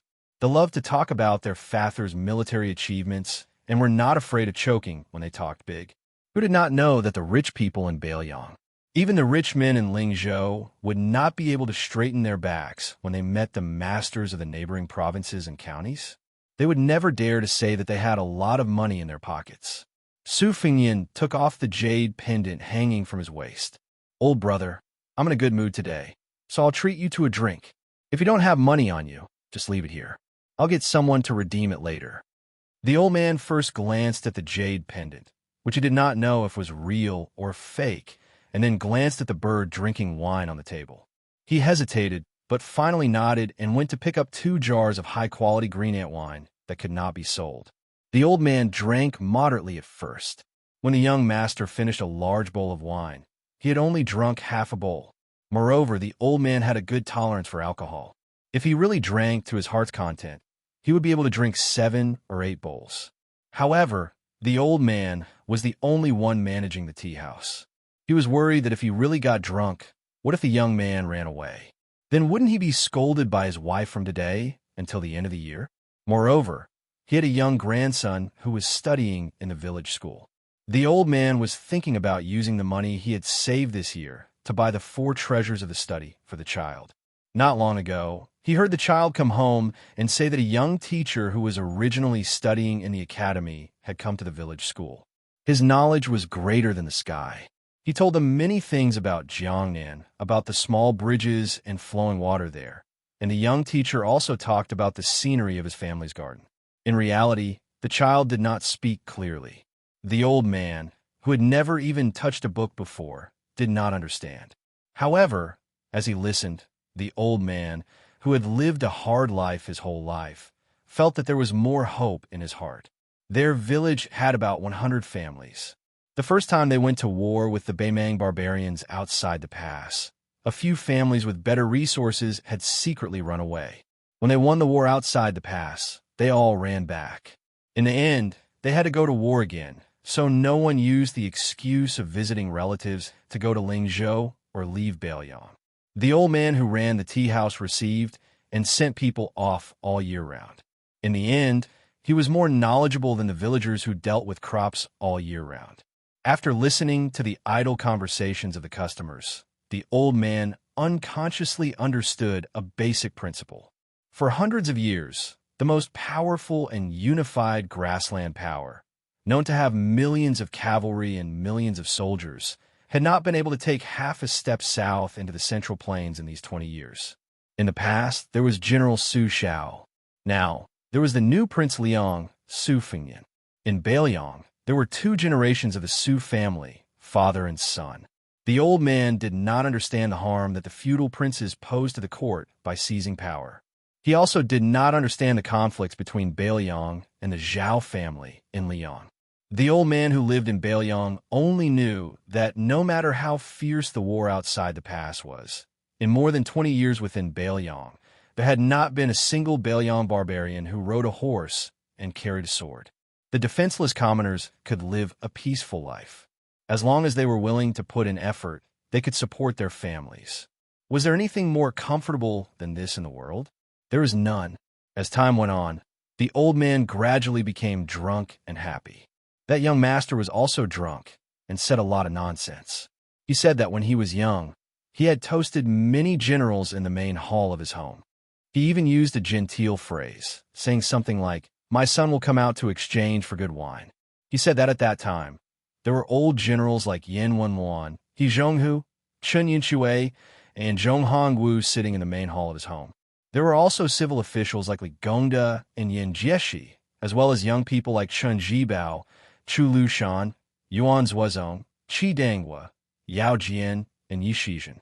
The old man, who was already 70 to 80% drunk, laughed loudly and did not take it seriously. He laughed at the young man and said, "Nonsense, nonsense." In the end, the young man, who seemed to have read some poetry, began to sing loudly, saying that he had something to say to the Central Plains. You only saw 10,000 carps jumping the Dragon Gate at Tingtide Listening Lake. You did not see Mount Qingliang. There were countless famous stone steels. You only saw a bottle gourd's mouth building the capital. You did not see under the high wall. The skeletons of the dead supported each other. You only saw you only saw a horse roaring in the west wind in the north of Liangzhou. You did not see the south of the border, the sound of books breaking out of the hut. You only saw 300,000 armored cavalry ruling the world. You did not see the people of Bailiang, every family wearing mourning clothes. Later on, whenever the young man mentioned the two words Central Plains in front of you, the old man would coincidentally shout the two words Bailiang at the top of his voice. The old man did not understand anything. He just wanted to join the fun. The young man's voice was very bleak, just like those sharp persimmon trees that could be seen everywhere in Bailiang. In the winter, they were empty and only had withered branches. In the end, the old man from the tea house lay on the table and fell asleep. The young man stood up shakily and placed the jade pendant in the old man's hand. After helping the old man hold the jade pendant tightly, he walked towards the horse. Under the setting sun, one man and one horse slowly traveled west. The young man dozed off while riding the horse. As the horse's back rose and fell, his body swayed. A person's sleep was like a small death. If he did not wake up, he would die. Chapter 1853. The old man suddenly felt a surge of energy. He raised his head to look at the sky and then turned around with a deep smile. I'm going to take a look at the fairy. Eunuch Song, Eunuch Ma, you two don't need to follow me. I'll be back soon. I'll try my best not to go back to the courier station in the dark.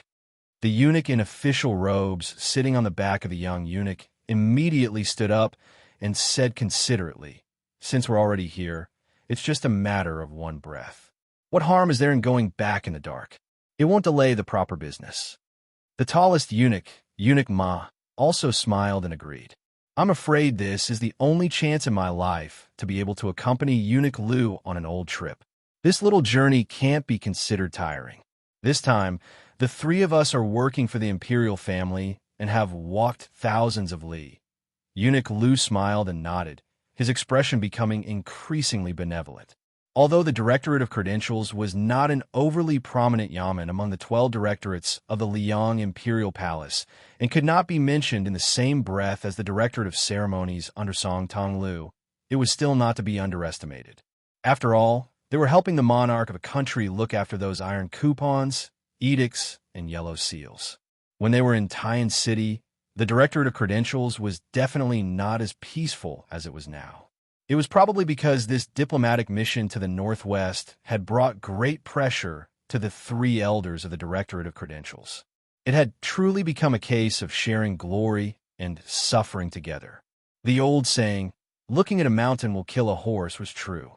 At that time, Eunuch Lu had pointed to the small ferry in the distance and still made the group of people from the Directorate of Credentials exhausted. Even Eunuch Lu had no choice but to apologize to his two sweaty colleagues in official robes. The ferry was still there, but compared to the scene of more than 20 people waiting to carry people across the river to make money, there were now only 4 or 5 people. Eunuch Lu raised his eyes and looked over, feeling a bit disappointed. The villagers were all coarse old men. There were no young men or women. There were very few travelers at the ferry crossing to the other side. Eunuch Lu had originally wanted to turn back, but he was a bit unwilling, so he walked over to the group of old men chatting idly. Those people had clearly noticed this group of people, especially the 3 eunuchs from the Directorate of Credentials. It was too fresh. Even if they were frogs at the bottom of a well that even the county magistrate looked down on a few times in their lives, as long as they weren't blind, they would know that these were influential figures that they couldn't afford to offend. They also knew that they definitely weren't customers who had come to cross the river. Although Longju River was the largest river in Liangzhou, after the government built 2 bridges over a dozen years ago, one for the garrison and the other for the common people to use, there was almost no business to speak of even during the summer and autumn seasons. There were bridges available, but they insisted on strolling along the river. Did they have nothing better to do? Unless it was a merchant or traveler from the north who was in a hurry and didn't want to walk more than 20 li to the bridge in the south, they would wade across the river. However, if it was a large merchant or tycoon who had a good relationship with the government, they could actually use the bridge in the north. However, it was said that after the young vassal king ascended to the throne, the control became stricter. The garrison and the government no longer dared to turn a blind eye to people's convenience like before. Just as Eunuch Lu was preparing to return home, someone suddenly swept across the river from the other side. His white robes fluttered, a long sword at his waist. He skimmed the surface of the river a few times before crossing.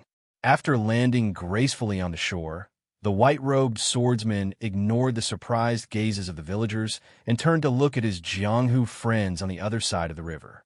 They were betting on who could step on the water the least to cross the river, using this to compare whose sex qigong was better. However, although this young Jianghu hero from a famous sect displayed an arrogant attitude that kept people at arm's length, how could he not be wary of the eunuchs behind him? Since when did Bailiang have eunuchs appear? Everyone knew that Bailiang Palace was different from the other vassal mansions of the Liang dynasty. It had never used eunuchs. After the old man named Su Tu led his iron horse into Jianghu, Liang Jianghu people either stayed at a respectful distance from the court and the government or tried to make friends with them. They had never heard of any sect or sect that could wrestle with the family of an official. This handsome young hero standing by the river was not unfamiliar with the rules of the court, but he was not familiar with the high and mighty Great Peace City. He was not sure what position the eunuchs were qualified to wear the eye-catching red embroidered robe. However, he knew that they were not small fries. Otherwise, they would not be able to leave the palace to do business openly. The two sides were worlds apart in terms of status, so he pretended that he did not see anything. The young eunuch who worked like an ox was good at reading people's expressions. When he saw that the three eunuchs all frowned, he immediately explained in a low voice. Earlier, the female Wulin leader of Mount Hui, Xianyuan Qingfeng, summoned the heroes of Jianghu to encircle and kill a few demons. They killed all the way to the western regions before stopping. After that, many Jianghu people were not in a hurry to leave Bailiang. These people must be young people from the Wulin of the Central Plains. Eunuch Lu snorted coldly. Heroes use force to suppress. Even the West Chu trader Chao Chongqing, the scholarly sage, has repeatedly shown off in Great Peace City. The fat and Buddha-like Eunuch Song laughed in a low voice. Jianghu people are not the only ones who rely on force to suppress. Eunuch Lu and Eunuch Ma did not speak.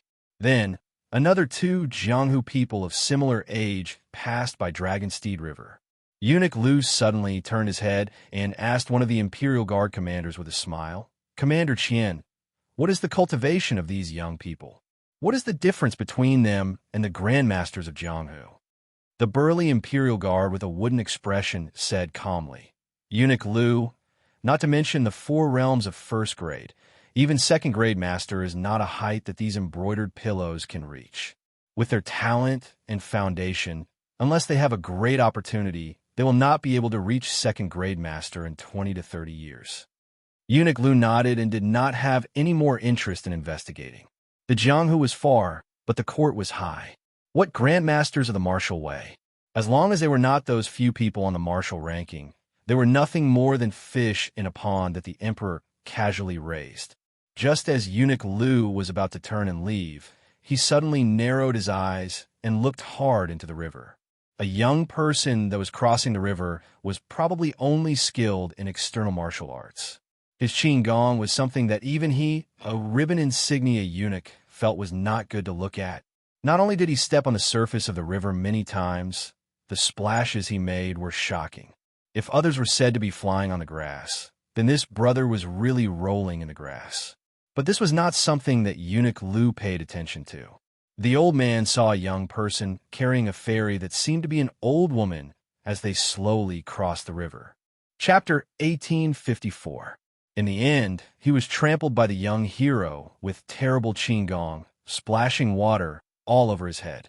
In the Dragonsteed River, the old woman helped the young man wipe the water off his forehead. She was kind, but also a little distressed. She said helplessly, "You've suffered, haven't you? I told you could cross the river yourself, but you insisted on carrying me. I've carried you across the river for decades. Even if I were blind, I could still cross the river during a flood. Why would I need you to carry me?" The young man smiled. During that storm, The banknotes in my bag almost turned into paste. I didn't have any money with me at the time, and you didn't accept the jade pendant I gave you. I've owed you a favor for so many years. Now that I've finally met you, I should at least carry you. The old woman said gently, "Forget about the jade pendant. I wouldn't even dare to accept broken silver. Crossing the river costs 3 copper coins. No matter how small the broken silver is, it's still too big. Some poor people live hard lives. If they felt that they couldn't live their lives peacefully, they would really be in pain." The old woman suddenly smiled and asked, "Young master, what about old Huang who crossed the river with you? He's the one who loses his front teeth when he smiles. I remember very clearly that he was right behind us. He's also short, and the river was almost up to his neck." The young man said softly, "Old Huang left. He went to a place far away from Baoyang. I didn't see him." The old woman sighed. She didn't know how to comfort this young man who remembered her for so many years because of 5 copper coins. Perhaps in her village, she could remember who owed her a copper coin for half her life. However, the young man carrying her didn't look like a child from a poor family, who would carry him across the river and give him a jade pendant just because he didn't have any copper coins. No matter how worthless a jade pendant was, it was still a jade pendant. The old woman smiled and asked, "Young master, are you married? Do you have any children?" The young man said awkwardly, "I'm about to get married." When the two of them approached the ferry, the old woman asked, "Are you tired?" The young man smiled. "Granny, you're so light. How could I be tired?" The young man then teased, "Granny, you must have been very beautiful when you were young. There must have been many people who came to ask for your hand." Although the old woman was poor, she was dressed in clean clothes and smiled knowingly. She did not nod or say no. When they reached the shore, the young man gently put down the old woman. She asked, "Young master, is it really okay for you to leave the horse on the other side of the river?" The young man smiled and said, "Don't worry, I won't lose it." The old woman helped the young man who had rolled up his sleeves to carry her on his back and gently rolled down his sleeves. She said, "When you have a family, you can't always think like this." The young man smiled and nodded. "Got it. I'll be careful with my spending." After the old woman came ashore, she waved her hand at the young man, standing in the shallow part of the river. "Hurry up and go back. See if the things on the horse's back are missing."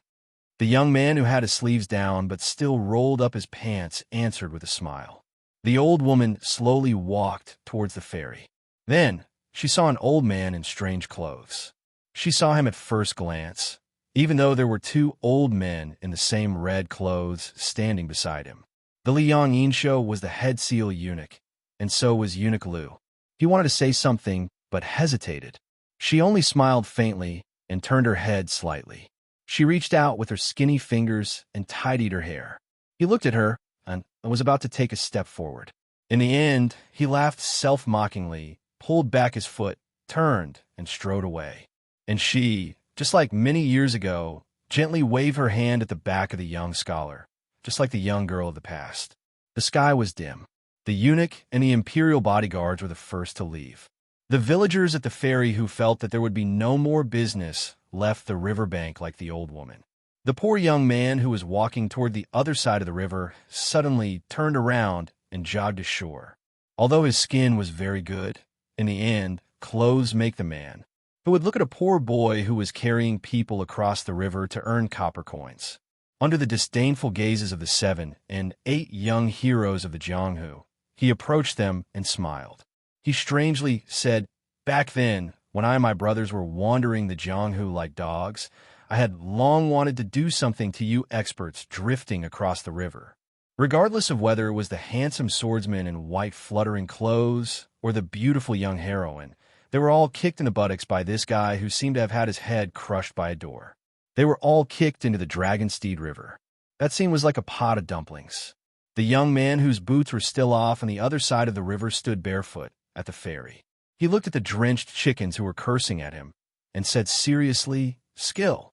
If those young heroes of the Jianghu knew the identity of this madman, they probably wouldn't be angry out of humiliation, but would be deeply grateful.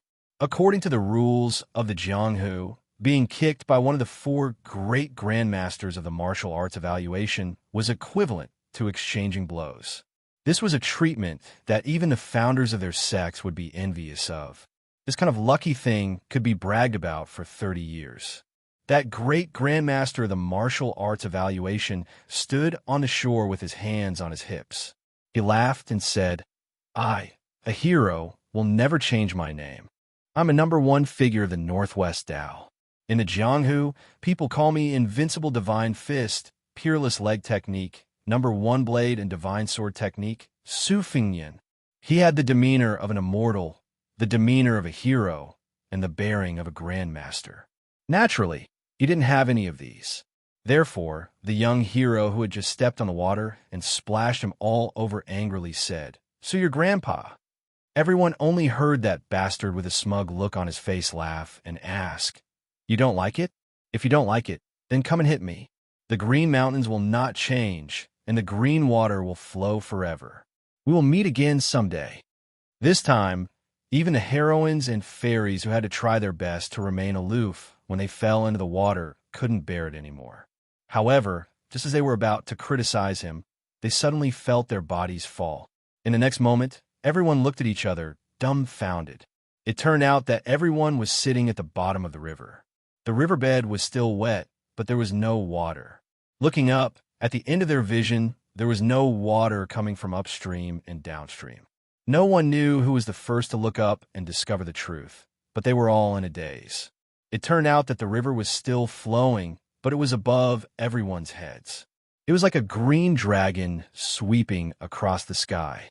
When everyone was scared out of their wits and ran to the shore, they were scared out of their wits. That long river dragon hanging in the air just happened to fall heavily into the river, splashing huge water to both sides. However, at this moment, no one cared about becoming a drowned rat again. Far away, a man was leading a horse slowly toward the green horse inn. Jianghu was still the same. However, the horse was no longer the bad horse of the past, and he was no longer young. He no longer had old Huang with missing front teeth and the wooden sword ranger. Chapter 1855. The Liang Relay Road, with the capital Tai and city as the center, was a well-deserved official road. It was once praised by the old Ministry of War as the bloodline of the country. It was also compared to the prosperous dynasty that unified the Central Plains to an unprecedented land god. The power of the essence and blood could be said to be unparalleled in both ancient and modern times. Liangzhou's Qingma Relay Road was close to the provincial capital and was set up in the downtown area of a bustling town.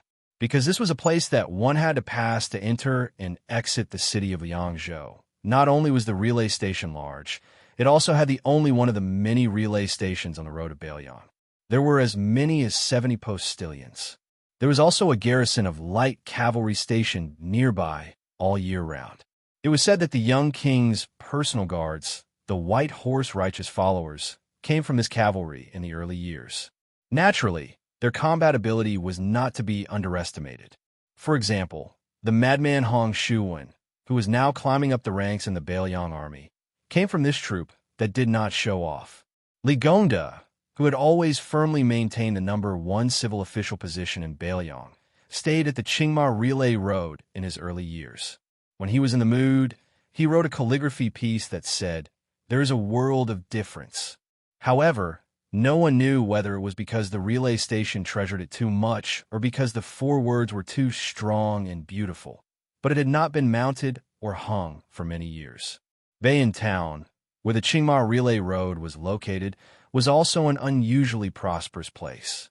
Lingzhou had always been known as Jiang and beyond the Great Wall, while Bayan Town was known as Little Lingzhou. It was enough to show that this big town in Liangzhou was different. In recent years, with the strong rise of the young king, more and more people from the Central Plains came to Bayan Town after hearing the news. They all entered the Jianghu of Bailiang together. Over time, the local residents of Bayan Town became accustomed to it. As one of the few places in Liangzhou that did not have a night ban, Bayan Town was a veritable money-squandering den. Just like the 2 restaurants and brothels next to each other, they worked together to advertise the 2 golden signboards of "If you don't go to the 2 floors, you're in vain coming to Bailiang and the best wine in the world. They were very arrogant. The restaurant said that they had the best wine in the world, which was not inferior to the imperial court's tribute, and the brothel said that their girls were not inferior to the imperial court's concubines. Many Jianghu, people who did not believe in heresy, went to the brothels with the mentality of destroying the place. In the end, almost without exception, they all drank themselves to the ground or lay on the bed of the girls. As a result, the 2 floors of Bayan Town became more and more famous, and it was known throughout Bailiang and Lianghuai. Especially when a courtesan from the brothels eloped with a scholar from the Green Deer Cave Academy. Logically speaking, the brothels should have been furious, but instead of breaking up the lovers, they burned the contract of the courtesan. The restaurant even sponsored the scholar to buy 100 books with 1,000 tales of silver. This romantic story shocked the scholarly and literary circles of Bailiang. Even the Jiangnan region of the Central Plains had heard about it. It was to the extent that a famous scholar in the literary circle clicked his tongue in amazement in front of everyone, and he personally praised the heroic spirit of Bailiang. If this was 3 or 4 years ago, if he dared to say a few good words for Bailiang, no matter how prestigious this famous scholar in the literary circle was, he would probably become a rat on the street, and he would implicate his family and be condemned by everyone. But now, although there were very few people who agreed, there was definitely no one who would actually compete.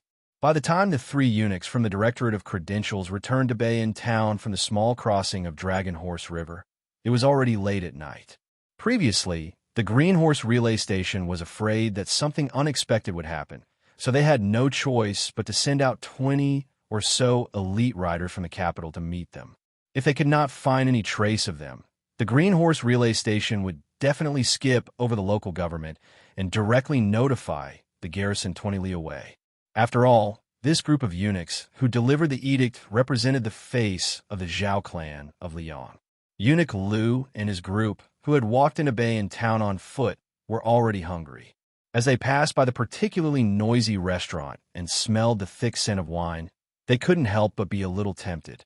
Eunuch Liu felt a little sorry for his 2 dog-tired colleagues, so he smiled and suggested that they all go to the restaurant to have a good meal. Eunuch Ma, who was tall and imposing and not like a eunuch, was more cautious. Although he didn't refuse, he still suggested that it was best to go back to the Green Horse Relay Station and change into ordinary clothing. Eunuch Song, who had a large body but was able to walk as light as a swallow in the royal palace, wanted to say that it wasn't a big deal. Could there be an assassin under the nose of Bailiang Palace? However, since Eunuch Liu, the head shopkeeper of the Directorate of Credentials, had nodded, Eunuch Song, who hadn't had a good time since coming to Bailiang, could only quietly swallow his words. After returning to the Green Horse Relay Station and washing up and changing clothes, the 3 eunuchs were accompanied only by the Imperial Guard commander surnamed Qian. The 4 of them walked together into the restaurant called The Restaurant. Because the restaurant next door was the most famous brothel in Bayan Town, they could vaguely hear the soft and seductive laughter. This made Eunuch Liu laugh involuntarily. If their drinking trip traveled to the capital, it would most likely become a rumor that the eunuchs of the Directorate of Credentials had gone to a brothel. That would be a great joke. The restaurant had 3 floors. Although it was late at night, the lobby on the first floor was still packed. There weren't many seats left on the second floor. The restaurant waiter, who was good at reading people's expressions, led the 4 of them to a private room on the top floor with the best view. It was called a private room, but it was actually separated by a large screen with exquisite embroidery.